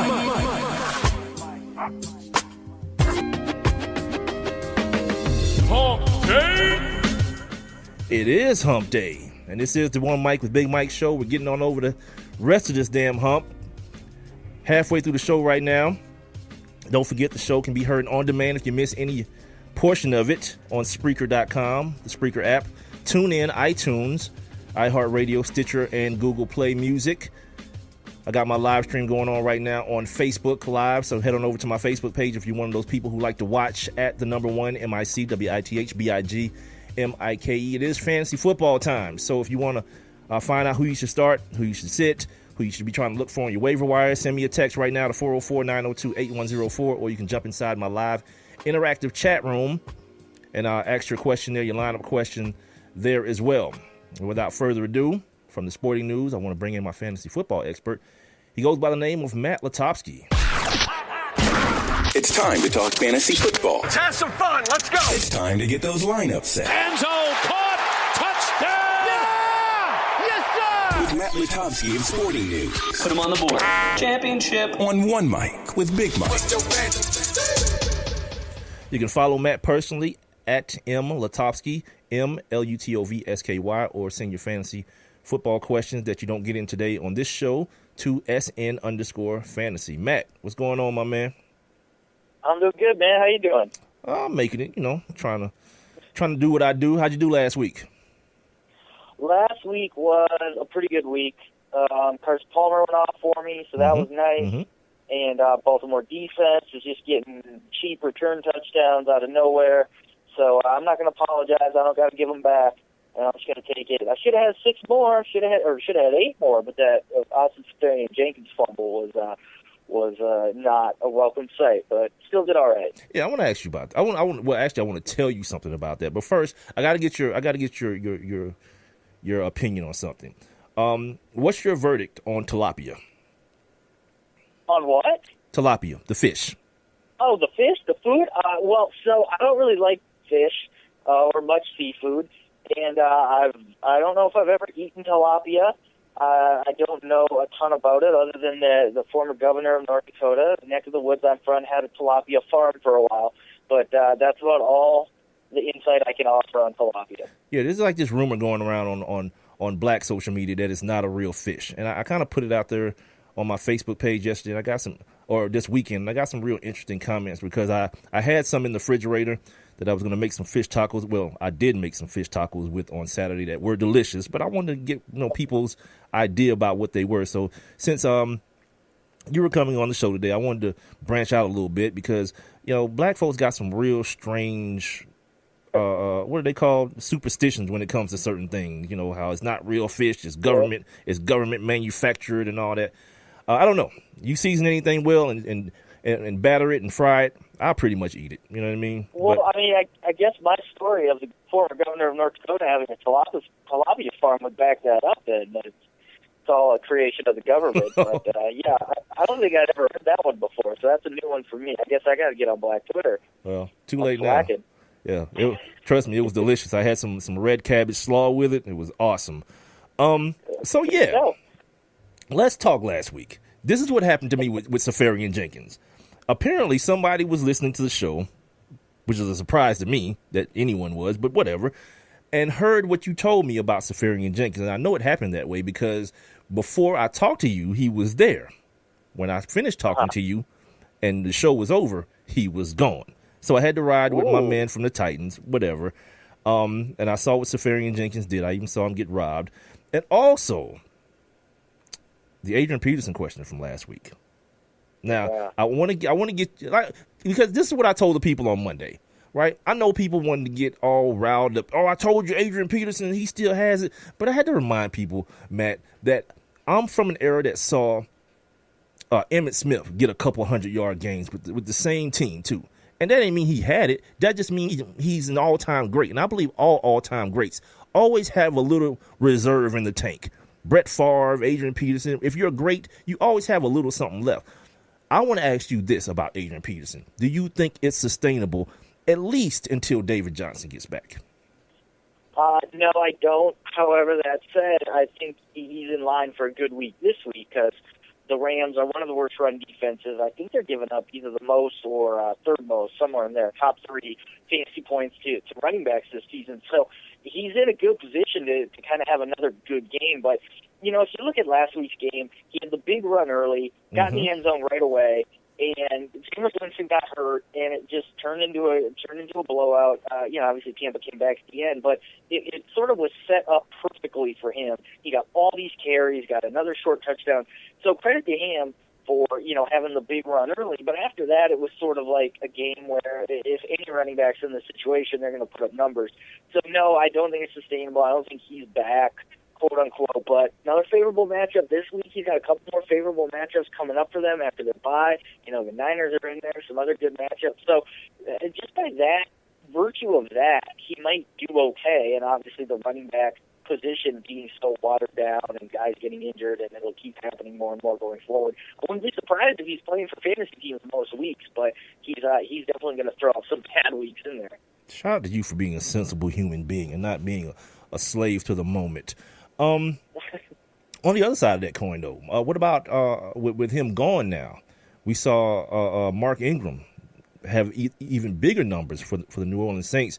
And as far as consistency went, Mark Ingram, if people have forgotten, had a pretty consistent year last year. What about his sustainability? Yeah, I mean, I like Mark Ingram, and I thought it was strange that the Saints signed Adrian Peterson, that they drafted Alvin Kamara. I thought you already got a good running back. I get wanting a compliment, but I didn't think he needed to go get 2. So now but his situation last week was kind of similar to what I was just saying about Peterson in the sense that was a weird game script for the Saints. They got these defensive touchdowns. They got up early. He had a couple big runs. And next thing you know, the Saints are trying to grind out the clock, which is kind of un-Saints-like. And he put up big numbers. Again, credit to him. The reason, though, I like Mark Ingram kind of more is he's a really good receiver. Like, very quietly, people don't realize it. He's had at least 4 catches, I think, in either every game or all but one game. And it looks like he's going to be the goal line back and some things like that. So even though I think Alvin Kamara is good and he'll have some big games too, and there'll probably be some games where Alvin Kamara gets as many, if not more, touches than Mark Ingram, and everyone gets mad, I do think Mark Ingram over the long haul is going to be a pretty steady player. And I like the matchup this week against the Packers. They struggle defensively. They struggle against running backs. And it's another game, even on the road outdoors, where, facing the rookie making his first, or not the rookie, but Brett Hundley making his first NFL start, it's a game where you'd like to think the Saints can get up and be looking to sort of salt away the game in the second half and be running a lot. So it's a pretty good situation, on paper. The other voice that you're hearing is my every Wednesday guest, not next Wednesday, though. He's taking a week or 2 off from the show. From the Sporting News, my fantasy expert, Matt Lutovsky. Follow him on Twitter at @MLutovsky, or get your fantasy football advice from him at @SN_fantasy. Waiver wire pickups. I saw a name that I asked you about a few weeks ago. The kid out of Tulane, Orleans Darkwa, on the waiver wire. He seems to be a hot waiver wire name because of the evening he had last week against the Broncos. Who are some other names that you're seeing flying off the waiver wire? Yeah, it's a rough waiver wire week. It really is. I mean, he sort of stood out. He really should have been already on teams, but he wasn't because he keeps getting hurt. But good game against the number one run defense on national TV. That's going to be enough for people to go scoop him up. Mm-hmm. I think he's decent going forward. He's running well. I just don't really like that Giants offense. I don't like their blocking. I don't know how many more times he'll be able to do this, but he's certainly worth having. Other than that, though, it's like Alex Collins from the Ravens. They keep yo-yoing back and forth. Him and Buck Allen, who's the number one back. He had more carries last week, so it kind of looks like it's trending in his direction, but could change after this week. Dion Lewis with the Pats led the team in carries, got a 1-yard touchdown, which that's supposed to be Mike Gillislee's thing, the 1-yard touchdown. So the fact that Dion Lewis got it last week, and he also got another touchdown run inside the 10 a couple weeks ago, kind of looks like maybe he's emerging, but again, that's the Pats. You never know what they're going to do from week to week. And then the other guy that I really think needs to be picked up, just because of the uncertainty of Leonard Fournette's ankle foot injury, is Chris Ivory. Fournette came out after the game and on Monday saying, I'm going to play, I'm fine, it's just a little tweak, whatever. Well, now he's not practicing. I'm almost positive he'll be questionable right up till game time. And if Chris Ivory's the starter there, obviously he's got value. Speaking of that type of situation, Ezekiel Elliott is kind of in that situation because of the suspension being on then off and on then off. If you're an Ezekiel Elliott owner, should you already have Alfred Morris on your roster? Yeah, I mean you should. But I mean the thing is though, you probably need Darren McFadden too. And, both those guys should be owned in fantasy leagues. Obviously Zeke is safe this week. Pretty sure he's going to be safe next week. Mm-hmm. After that, though, who knows? And everyone kind of figures, well, Alfred Morris will be the guy because he's the one active. He's the one getting the carries. Darren McFadden hasn't even been active this year. Right. But I saw, a Cowboys.com beat writer wrote he thinks it's going to be McFadden. So we really don't know what's going to happen. The truth is they'll probably split carries, and we'll be in that dreaded situation just because McFadden's a much better receiving back. So they'll obviously want to play him in those situations. We really don't know what's going to happen. It's one of the two. I give the slight edge to Morris, but McFadden could be a factor too, and they both should be on teams right now. With only 2 buys this week, we got Detroit and Houston. So a lot of different matchups going on. Give me the must-starts this week as far as matchups go. Well, I think the must-starts, obviously, you always look at that Patriots defense, who's playing them, because they're just sieves. And this week, you obviously got a lot of guys who are owned, and Matt Ryan, who's been really struggling, but I think you got to get him in there. Julio, everyone's going to play him anyway, even though he hasn't scored. Both those running backs, I think, are in play. I think they'll overcorrect and give Devontae Freeman more carries this week after just giving him 9 last week. Right. But I think those guys, I like Austin Hooper, too. Patriots have allowed a tight end touchdown in every game but one this year. So I think those guys for sure. I like some Rams players this week against the Cardinals. Everyone's worried about Patrick Peterson locking up Sammy Watkins. Totally understand why people don't want to play Sammy Watkins, but I think maybe a guy like Robert Woods could be a good play this week, and Jared Goff could be a good play if you had Deshaun Watson or Matthew Stafford, and you need to fill in. And the big team this week, everyone's keying on is the Bills going up against the Buccaneers, whose pass defense and kind of defense in general after Adrian Peterson ran all over them is one you want to sort of attack. I think Tyrod Taylor could be really good this week, and maybe one of those receivers. They're so depleted. Charles Clay is hurt. Jordan Matthews might come back, probably not. But someone's getting it. Someone's getting in the end zone, whether it's the new tight end, Nick O'Leary, whether it's Zay Jones finally doing something for fantasy owners, preseason sleeper, who's just been a huge bust. Someone's getting it. So I kind of like that. And, I'm going to go back to the well on this one. I thought he'd have a good game last week, didn't. But I'll say Amari Cooper again should be in the lineup against the Chiefs on Thursday night. Chiefs are giving up second most fantasy points to wide receivers, and that just feels like a game that's going to get a little loose, and we're going to see some big plays. All right. That Amari Cooper thing, ugh. It just has no one wants to play him. Yeah, it's it like just has him, a crazy Sammy Watkins, taste in my mouth. Him, Sammy Watkins, Martavis Bryant. These are guys no one wants anything to do with. I don't blame them. But, look, at some point, these guys are going to get a touchdown. And if you've washed your hands of them, so be it. That's fine. But if you haven't, I think you got to play them. Speaking of guys that people don't want to play, give me some guys who got terrible matchups this week. And if you can help it, you want to put him on the bench? Well, I think the Broncos defense is going to bounce back. But that said, I would still play Melvin Gordon. You know, he had 80 total yards and a touchdown against them in Week 1. I think he can still be effective. There's very few backs that get the ball inside the 10-yard line as much as Melvin Gordon. They're so dependent on him when they get close to the end zone that I think he's fine. Well, maybe you start looking the other way with certainly like Tyrell Williams, maybe even Keenan Allen. I don't know. He gets so many targets, probably still worth playing. But Phil Rivers, you know, I wouldn't play him. So that's certainly a bad matchup. I think anything Eli Manning, Giants wide receiver related, I don't want to touch them against the Seahawks. Wait, what? I just picked up their tight end today. No, I should have done Ingram's that. Fine. Okay. Yeah, I'm fine with Evan Ingram just because of the position and how consistent he's been. But the wide receivers, I wouldn't want to mess with.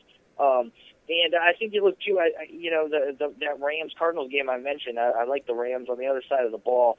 The Cardinals guys, you know, the receivers, I'm not totally in on. Carson Palmer's road splits, 3 touchdowns, 4 interceptions this year in 3 games.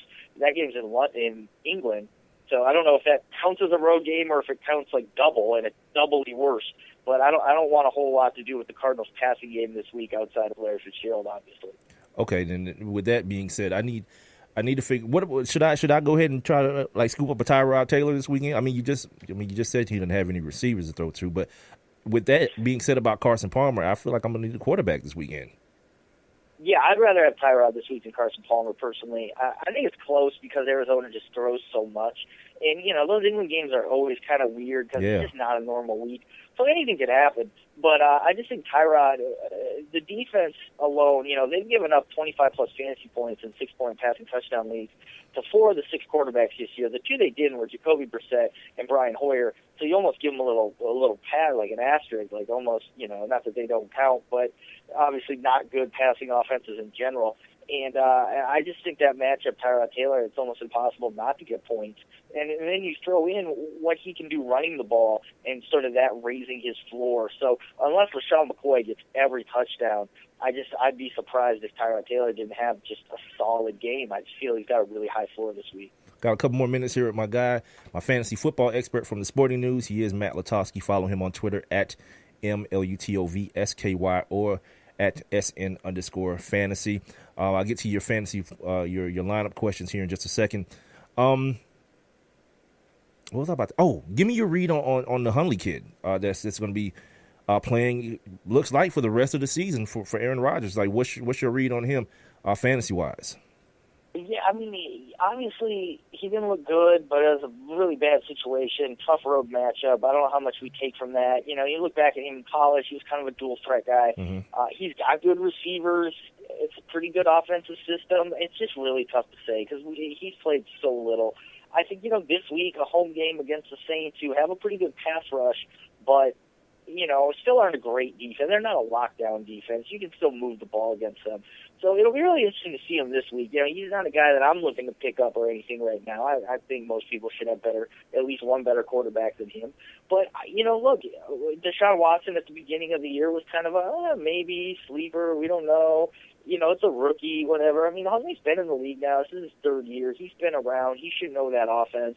And, you know, look, if he gets going and he does a little bit running the ball, I could definitely see him becoming a guy in fantasy leagues that is starting at some point. But, you know, I'm very much taking a wait-and-see approach right now. So then should you be cautious with Jordy, with Randall Cobb, with the kids in the backfield? Should you be cautious with them as well? Like if you have someone else that you can play instead of them this week, should you go that route? Yeah, you know, it's really tough with that because, you know, Jordy Nelson is just so good. It's almost impossible to sit him. And the same with Devontae Adams. And a lot of times in these situations, we see the backup quarterback come in, and they very much key on one guy. And it might be the number one guy, the star, just, hey, I'm just going to keep throwing to the best player. Sometimes it's the guys who are a little bit lower down the totem pole who they've just worked more in practice with and they're more comfortable with. We really don't know what's going to happen. If you look at last game, he threw a bunch to Devontae Adams. He threw a bunch to Jordy Nelson. The guy that I worry about the most is Randall Cobb. Okay. But, look, it could be totally different this week now that he's had a full week to work with everyone and you know, prepare as the starter. So this week, especially with the matchup against the Saints, I'm starting those guys. I'm definitely starting Jordy. I'm definitely starting Devontae Adams. Maybe not Randall Cobb. You know, Martellus Bennett hasn't done anything anyway, so who cares? But other than that, I'm still got those guys in my lineup this week, and we'll sort of reassess. All right, on to our lineup dilemmas here. I've got first one, Pierre Garçon versus Dallas, or Michael Crabtree, my guy, versus Kansas City. Yeah, I mean, I like them both. I think they're two good options. If I'm picking just one, I'm going Crabtree. Again, just the numbers, second most fantasy points allowed to receivers for the Chiefs. That you can make big plays against that secondary for sure, even though it's a pretty solid defense in general. So I would more than take my chances with Crabtree, who's clearly their number one guy and number one option in the red zone. Dude, Rick Pitino is on television talking to Jay Billis right now. I don't know what he's saying, but it looks like lies. I'm just gonna say that. Yeah. It just looks like lies. I'm assuming that's a safe bet. Yeah. What about Derrick Henry at the Browns or Christian McCaffrey at Chicago? Derrick Henry's really interesting to me because everyone wants to get excited about him. We always are being told he's going to get the ball more, right. And then every once in a while he does, and then we think, well, there you go. This is the trend that's going to continue forever. And then the next week he doesn't. I like him. I would play him over McCaffrey just because McCaffrey's so inconsistent and he's so dependent on like a touchdown really to have value because he's not going to do much running the ball, and maybe he can have a big receiving game. I don't know. But, I'm kind of cautious about that Titan situation this week. I think it could be even split. Cleveland, very quietly, 8th fewest fantasy points allowed to running backs. I don't think they're a good defense, but clearly they're doing something right. So I do worry that it could be kind of a letdown game for both Murray and Henry, or at least one of the two. But, I take my chances with Henry over McCaffrey, who he had the one big receiving game. He's had a couple, a touchdown here or there, but it's tough to trust those backs who are basically receiving backs, right, because they kind of got to score. They don't pad their stats very much with those rushing yards. I mean, what's Cleveland versus the pass? Because in the words of the great Sterling Sharp, why drive when you can fly? Are they bad against the pass? Yeah, I mean, for sure, and especially they cannot cover tight ends. Like, it's impossible for them to cover tight ends. And you think with a guy like Delaney Walker, he should just have a monster game this week. Golly, that's who I just dropped to. Goodness gracious, way to kill me, Matt. I'm sorry, I should have thought ahead. What about Demaryius Bebe Thomas against the Chargers, or the Thielen kid from Minnesota against Baltimore? Tough call there. I would go with Thomas there just because he's the best player and he's going to get a lot of targets, I think, with Emmanuel Sanders probably out. It's not a great matchup on paper, but, a guy like that, he can make plays. He's certainly due for a touchdown. It's been forever since he's gotten in the end zone. I like Thielen, real high floor guy, especially if Diggs is out. And the matchup, though, not great against Baltimore, obviously. They're a pretty ball-hawking type team, but I think both will do okay. I just think Demaryius, I'll go talent there. What about Joe Mixon at the Steelers or Alvin Kamara at Green Bay? Yeah, so I'm really going all in on Mixon this week, and the numbers really haven't been very good for him, but he's had at least 15 carries in each of the last 3 games. Like, he's getting the ball. They've pretty clearly, shown that he's their quote-unquote number one running back. And he's kind of been disappointing as a receiving back, but that's fine. The Steelers, they've gotten gashed a couple times this year on the ground. Last week they got gashed through the air by Kareem Hunt. So I think one way or another, Mixon's going to get some yards this week. And, if he gets in the end zone, then it'll really be a big game. Got a couple more lineup dilemmas here for Matt Lutovsky. Don't forget, if you don't get yours in, you can always send them over to Matt at SN_fantasy on Twitter. Quarterback dilemma, Carson Wentz versus those Redskins, or Russell Wilson at the New York Giants? Yeah, that is a tough one because the Redskins are pretty good pass defense. Obviously, Wentz, though, did just fine against them in Week 1. And Wilson's always sort of up and down, kind of an enigma, high floor guy because of the running ability, but just that passing game doesn't seem as sharp this year. And I got to go Wentz there. He's just been better. He's been more consistent. They throw the ball a ton. And he can run around a little bit, too. He can easily get you 20 to 30 rushing yards to pad the stats a little bit.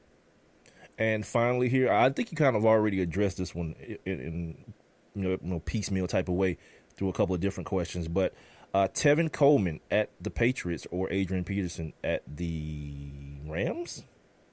Yeah, well, at the Rams in England, yeah. I like Pearson there.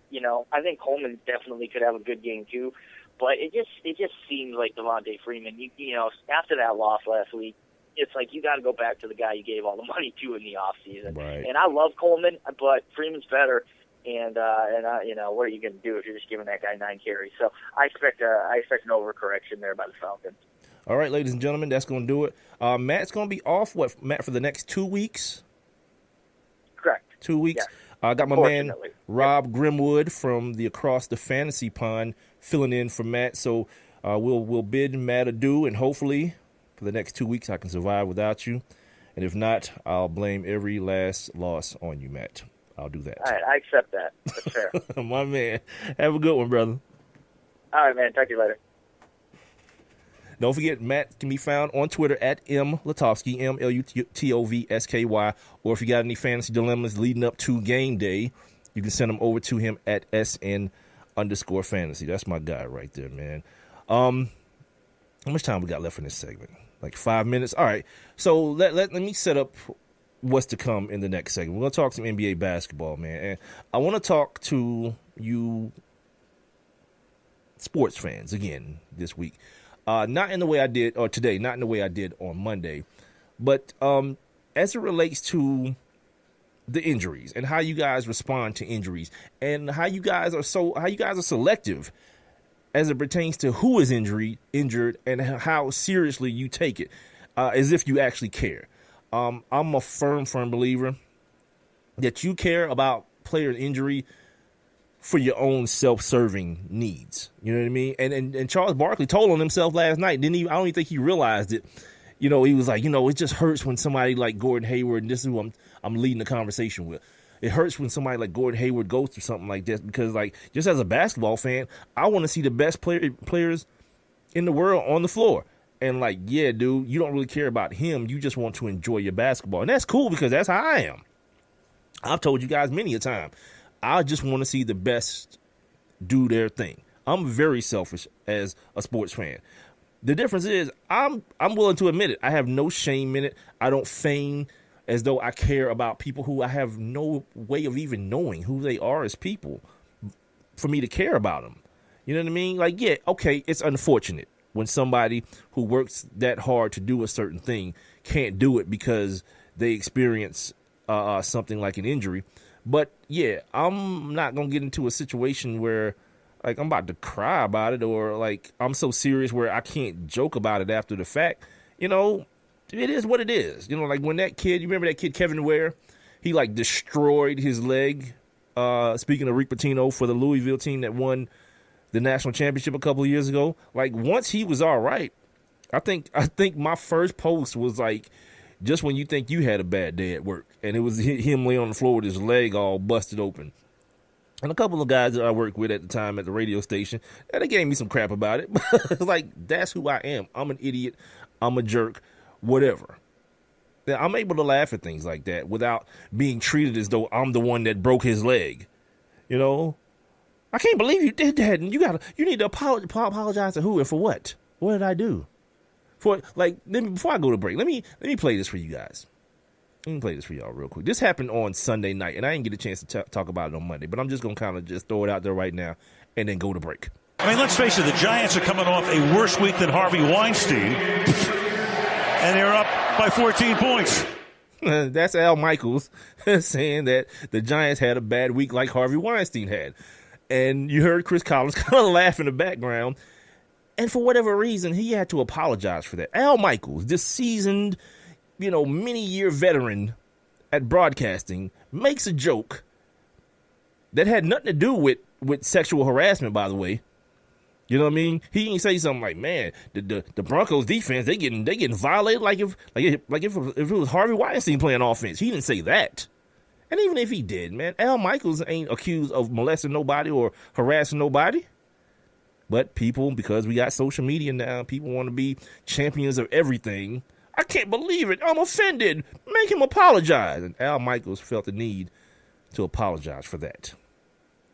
So anyway, we'll come back with more of this injury talk after the break. This is the One Mike with Big Mike show. Thanks to my guy, Matt Lutovsky, for joining me once again. If you missed the fantasy segment and you want to get some advice, some fantasy football advice from an expert, you can get that on demand at Spreaker.com, the Spreaker app. Tune in, One Mike with BigMike.com, iTunes, iHeartRadio, Stitcher, and Google Play Music. I'll be right back. I have one question for you. Do you or someone you know run a business that could benefit from additional exposure? The One Mic with Big Mike show is currently taking on new sponsors and advertisers. One Mic with Big Mike is currently syndicated across 8 different online platforms, and your company's name could be heard and seen across all 8 as well. Let's get to work. Please send all inquiries to Mike at onemicwithbigmike.com. Thank you for listening. Thank you for your continued support. All I need is one mic. It's Thursday night, and you're grabbing drinks with some friends. Started off with a pitcher for the table, which quickly becomes 2. There's pool. And there's the photo booth. All right, everybody squeeze in. Say cheese! Followed naturally by an order of wings. And another. Can we get some extra ranch sauce? Then there's the ceremonial nightcap. So what are we doing this weekend? And lastly, it's back to the car, which, if you're buzzed,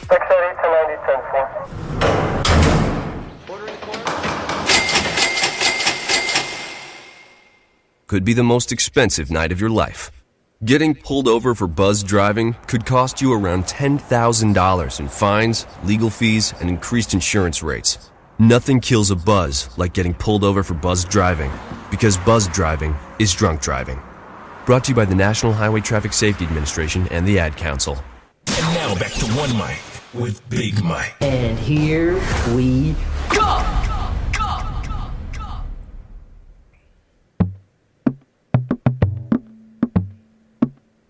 Hump day!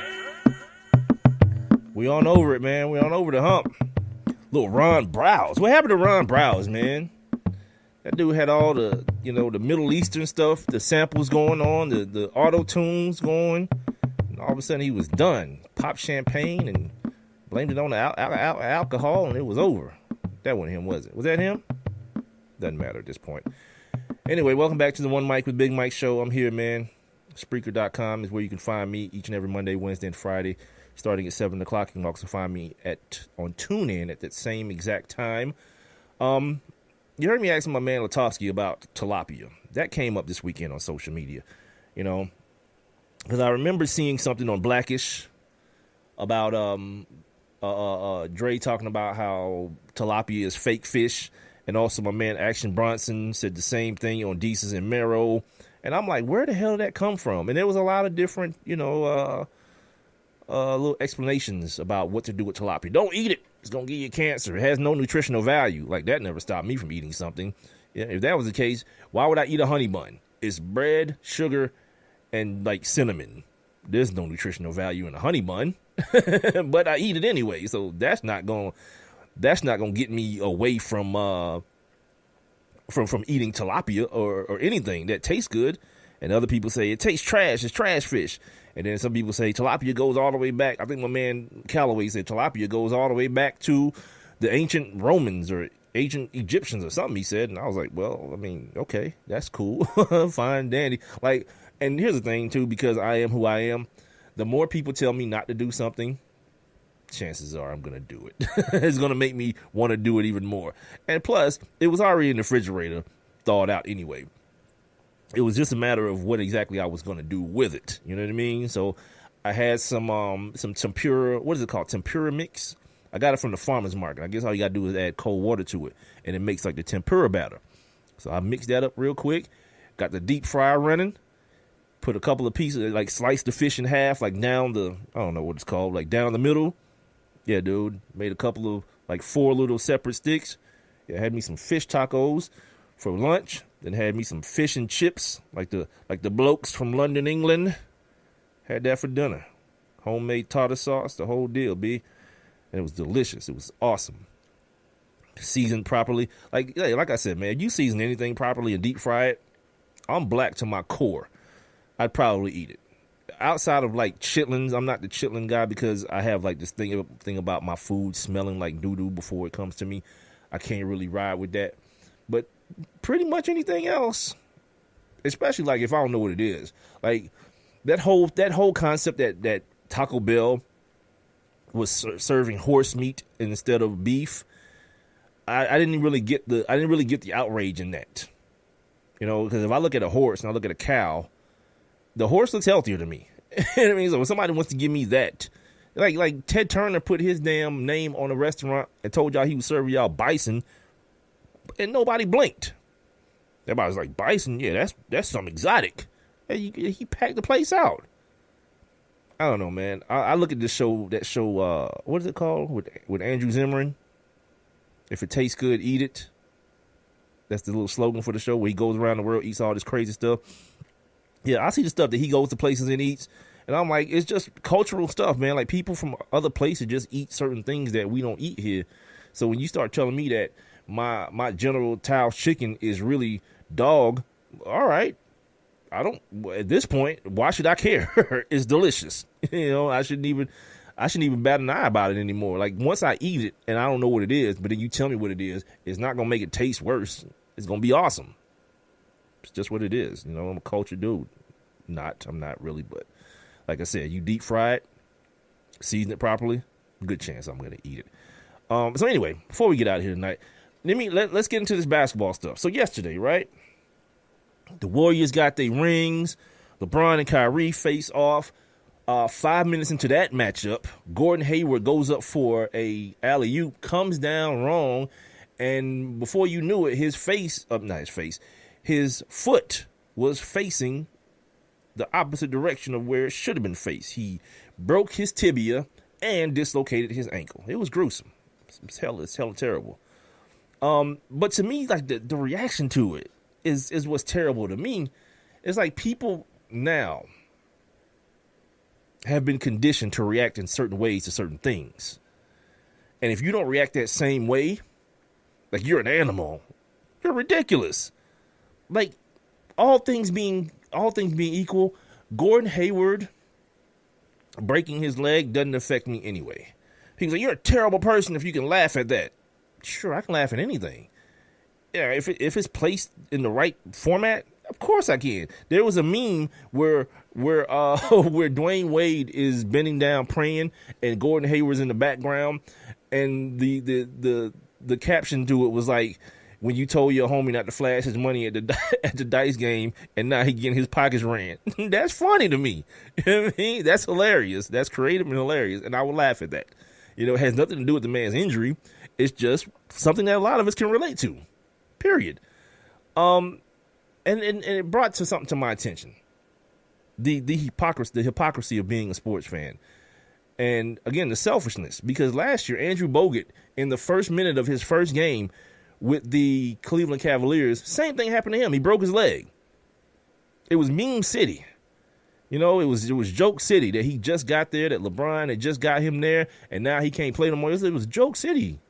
No one cared about Andrew Bogut that way. And I understand that Gordon Hayward is a much better player, but the injury isn't really any that different. It changed the course of both of their seasons.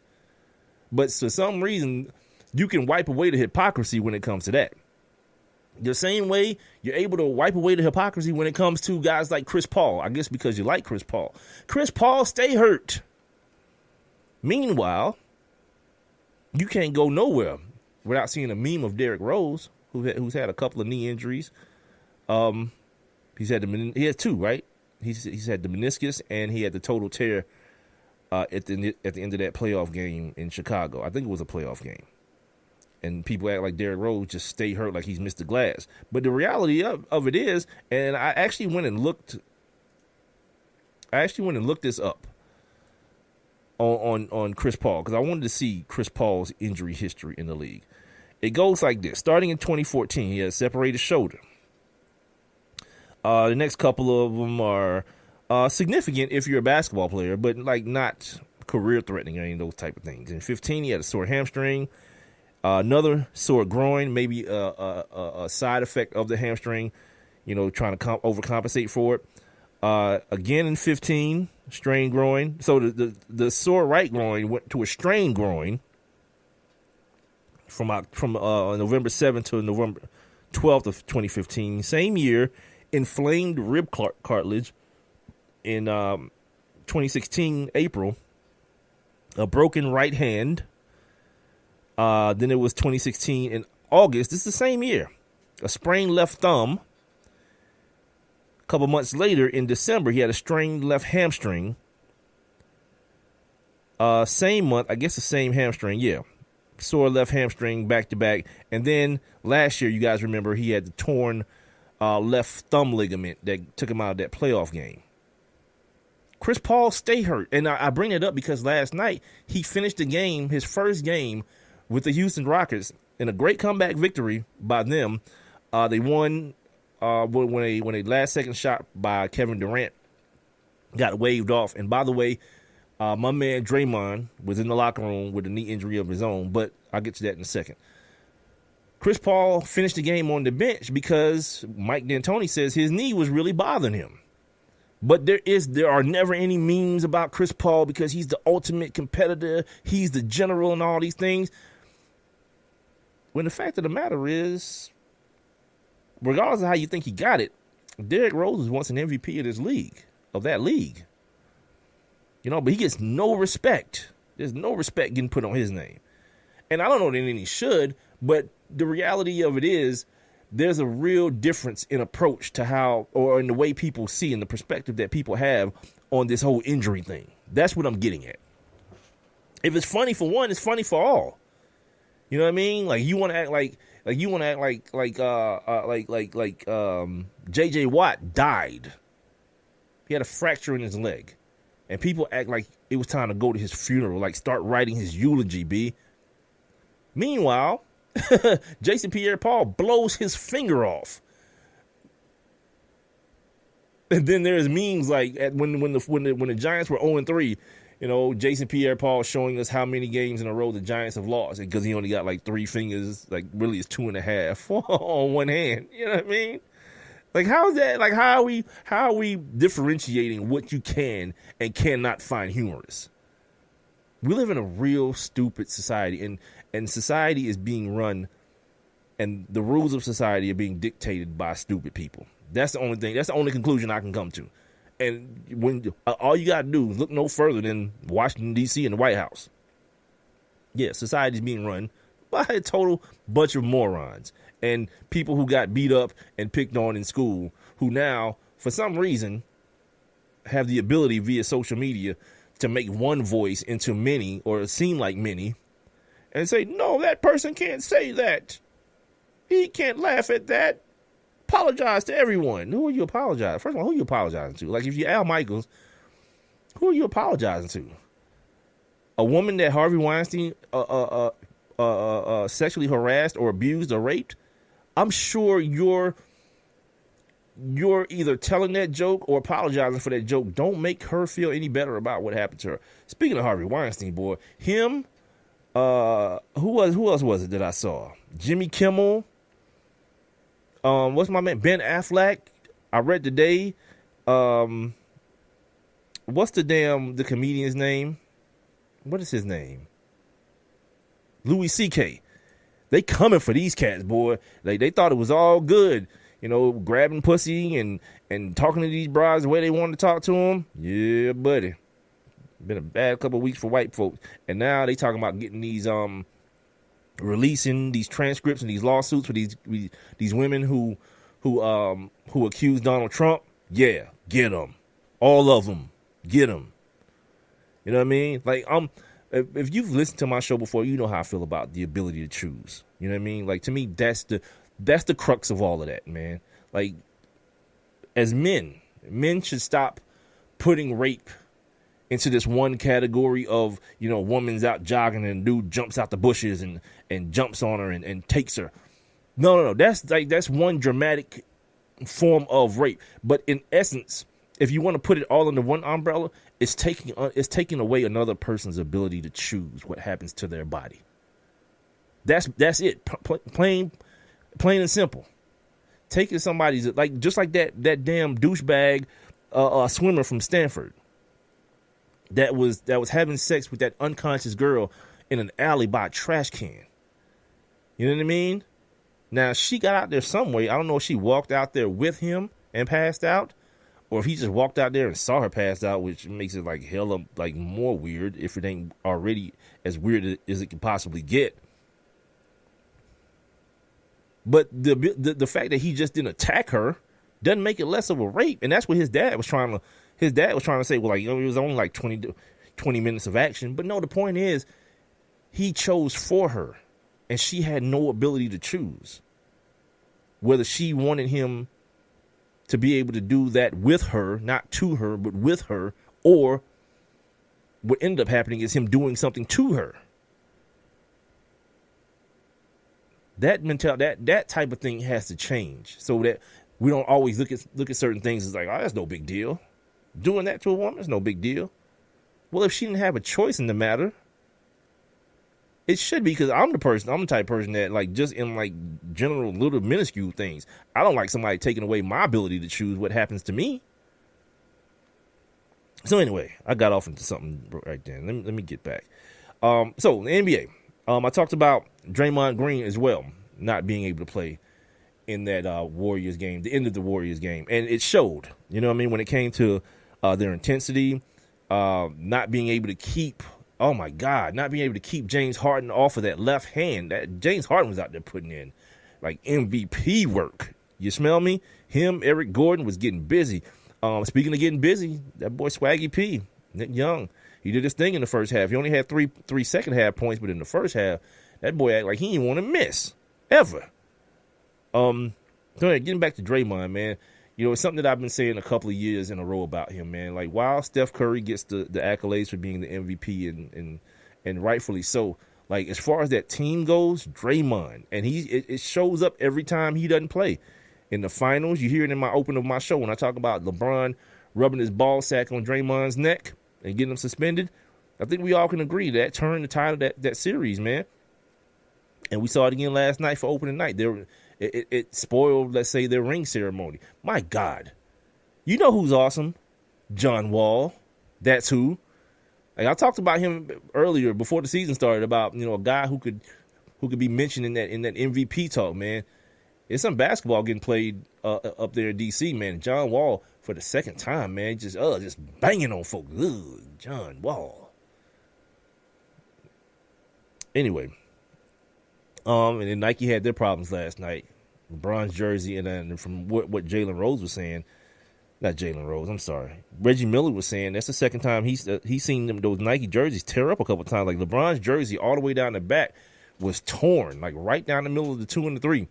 Torn. I'm like, that can't be a good look. Nike just took over that deal of being able to, you know, design the jerseys and outfit the players. You can't have your stuff tearing up immediately, you know, in the preseason one, and then in game one, and then have it on the most visible player in the world.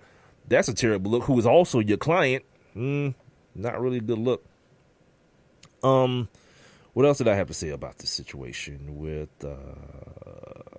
last night's game? There was something I wanted to say, and now I'm brain farting right now. I definitely am. Oh, yeah. Speaking of LeBron, I found this to be very interesting. Apparently, he did an interview. Don't remember who it was with. It may have been like with Rolling Stone, but he talked about. He kind of, you know, finally talked about the letter that Dan Gilbert wrote after he left Cleveland for the first time, because I think he's leaving again. They asked me, it was with GQ, I'm sorry. And Mark Anthony Green was the guy who interviewed him. He asked him about the letter that Dan Gilbert wrote. He asked him if he felt it was racist. And LeBron, LeBron is like, bite my tongue for what? That hurts. I'm going to tell you everything I think immediately as I'm thinking it. He says, I did. It was another conversation I had to have with my kids.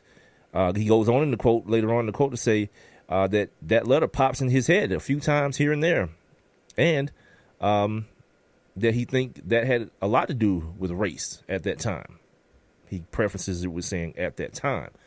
I think all this is setting up beautifully for LeBron. Like, everything, you can even write this in the script better. He leaves, pisses people off, comes back, tells the people, you know, I'm coming here to work for you, sets the expectations very low. If you remember that letter, you know, I can't promise you a championship, but I'm going to work my butt off for it or whatever. And then he ends up bringing them a championship.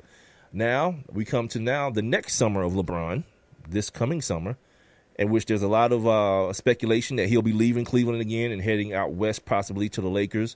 I want to say it may be a 50-50 proposition, because I think that statement he made about he, D Wade, Carmelo, and Chris Paul playing together could become a reality in Cleveland. Not so much in LA with the Lakers. They have their guy. They have a point guard in the name of Lonzo Ball that Magic seems to like a whole lot. He says he and the kid Melvin Ingram can be like him and James Worthy, which I'm like, let's hope not, because I don't think the Magic Johnson-James Worthy thing would be what it was in the 80s today in 2017 with the way the game is played. But that's a story for another day. So the whole concept of LeBron going out to L.A., if he wants to play with Chris Paul, that's not really, I don't think, an option. Him going to the Clippers, again, not an option, because I guess Chris Paul said some things about Doc Rivers. He got a documentary coming out tomorrow on ESPN that I may take a look at if I remember it's coming on, but I can't make any promises about that. I would want to talk about it on Friday's show, but if I miss it, I miss it, whatever. But the next best thing would be he's already got his man up there, Dwayne Wade up there. Chris Paul's got an opportunity to opt out at the end of this season. So does Carmelo. Why not? You know what I mean? If it's to be, this is the summer that it will be. So the whole thing that LeBron is already gone, I don't know. You know what I mean? If the whole thing about him playing with his boys, with his banana boat boys, is a real deal, he's in the place and he's got the influence that he needs over the owner. To make things happen, because that's one of the things that happened when he went back. People like, how could you go back? People have called LeBron a sellout. I hate you, dude. People want to call LeBron a sellout because apparently he's going back to play basketball for a racist. But if you're going to do it, you want to do it the way LeBron's doing it. Go back and strip his ass naked for everything he got. You know what I'm saying? Run him. He made this dude play like $32 million for Channing Frye. Salary plus the luxury tax for Channing freaking Frye, B. Tristan Thompson's coming off the bench at guaranteed money of $85 million because LeBron said so. He's paying J.R. Smith because LeBron said so. You know what I'm saying? That's the way you want to have it happen. Next year, if LeBron decides to stay, LeBron's going to break the bank too. Just like Steph, just like James Harden, just like Russ Westbrook did, LeBron's going to break the bank. Please believe.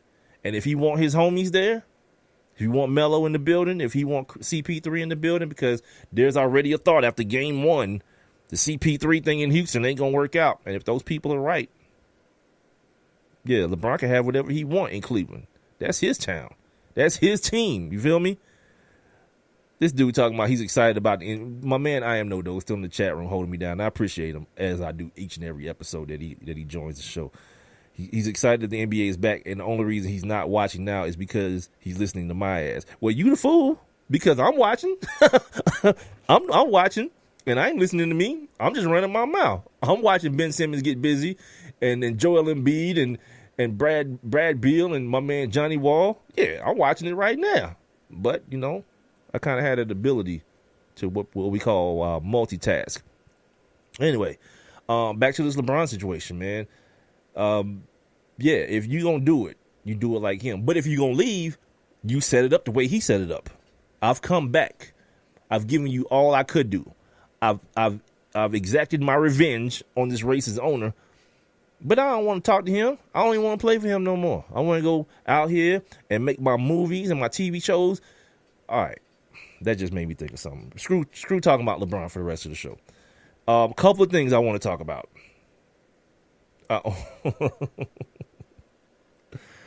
My man. Couple things I want to talk about that's happening that I'm not a fan of.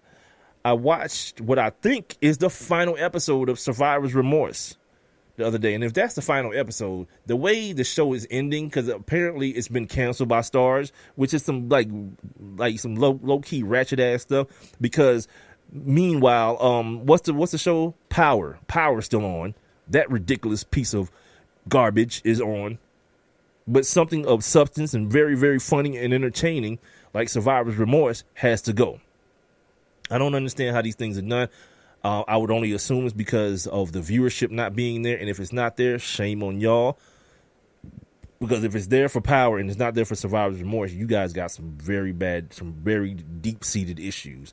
Also, another show, one of my shows, Underground. You know, the slave show about, the Underground Railroad.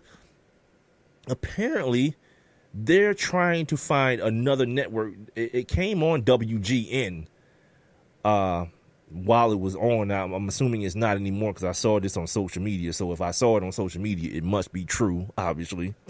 Duh. That's going to be discontinued as well. And that's a damn shame because it's just getting to the good part where the black folks are starting to really, really buck. They got Harriet Tubman in the building and she got her guns and she going crazy on folk. And now all of a sudden y'all want to cancel it? I'm screaming racism, dog. I'm screaming hidden racism, B, all day long, man. I can't deal with that. And now it's time for Is It Racist? Hell yeah, it is. Hell yeah. Damn right it is, man. Those are two quality shows, man, but I guess they figure if they're giving us Blackish every week, can't overdo it. I haven't watched an episode of that show, The Mayor. I haven't really heard anything about it either, but I got it on DVR, you know what I mean, because I'm that dude, and I think the DVR goes towards the ratings as well, so I got it on DVR, and when my old lady finally get back, we might sit down and watch it together. I don't know if I told y'all, man, my old lady's been in Florida for the last month, feel me, down there doing her thing with the, you're an idiot, down there doing the thing with FEMA, man. She works for FEMA, helping out those folks down there with the, from the hurricane disaster or the hurricane relief or whatever. The story she's telling me, man, how much red tape is in that kind of stuff. She's trying to get people placed in these trailers, and she's got to deal with the people who own the trailer parks and they being all stupid about it. These people want to choose to be there. Well, we don't want anybody here with children, and our facility is only 65 and up, and she's trying and the way my old lady is, man, she really cares about people, even if she don't know you or she never met you. If she knows you're in a dire situation, she's talking to people who've been living in their cars since this whole situation happened, because there was some sort of deadline to early register for something, but when you don't have any power or any way of getting that information to do that, you don't know to register.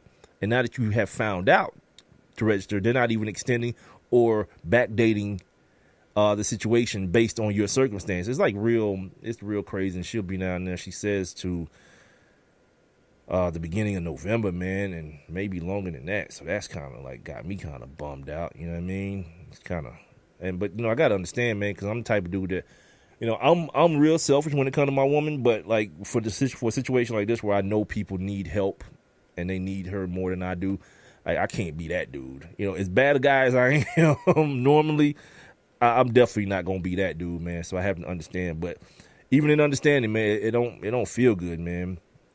So while your man's still playing games around here doing dumb stuff, and these people in Puerto Rico don't have no damn power, they drinking sewer water, getting disease and dying from the water they drink. How is that happening? In America, that's some third world stuff that people die from drinking bad water. And your man, all he want to do is break his damn arm, patting himself on the back. We're doing a wonderful job in Puerto Rico. Now they have to do more. Sure, dude. Sure. They got bridges getting knocked out. Till right now, they having mudslides right now because every time it rains, everything is so effed up. Every time it rains, anything they might build up gets broken right back down. It's crazy, man. I bet if it was an island full of white folks, though, that thing would have been fixed yesterday. That's just me, though. I don't know of what I speak. Let's get out of here, man. I'm trying to catch the fourth quarter of this game before I have to go to bed. I got early morning tomorrow. Appreciate you guys, man. Appreciate you. I have no doubt, man, hanging in here with me, man. I definitely appreciate you, man. You need to do me a favor, man. All y'all, man, tell your people about the show, man. If you enjoy it, if you find it at all interesting at all, man, tell a couple people a day about the situation, man. I'm gonna try to see where I can get this thing going, man, and see how I can just grow this thing the old school way, man. Word of mouth, man, by people who rock with me. You feel me? I'll be back on Friday. Definitely be back on Friday. This won't be one of those weeks, so it'll be a 3-show week this week. I'll be back on Friday with more foolishness here on the One Mic with Big Mike show. Until then and past then, man, make sure you guys check out some of my previous episodes and interviews on demand on Spreaker, SPREAKER.com. Sign up for your free Spreaker accounts via the website or via the app. Go to your app store and get the Spreaker app on your phone. The TuneIn app is also available where you can hear me at iTunes, iHeartRadio, Stitcher, Google Play Music, YouTube as well. I got to get somebody to do something with my YouTube page so it start popping, man. Get my subscriptions up and whatnot. You can also catch your boy when I'm not here. I'm on Facebook Live, or I'm on Facebook, or on Twitter, or on Instagram at the number one MICWITHBIGMIKE. Keep this number, man, 404-902-8104. Either, no matter if I'm live or if you're listening on demand, you can always send me a text, man, and I'll get to it on the next episode of the One Mic with Big Mike show. Until Friday, man, y'all take care of each other, man, and make sure you remind your folks that all you need is one mic.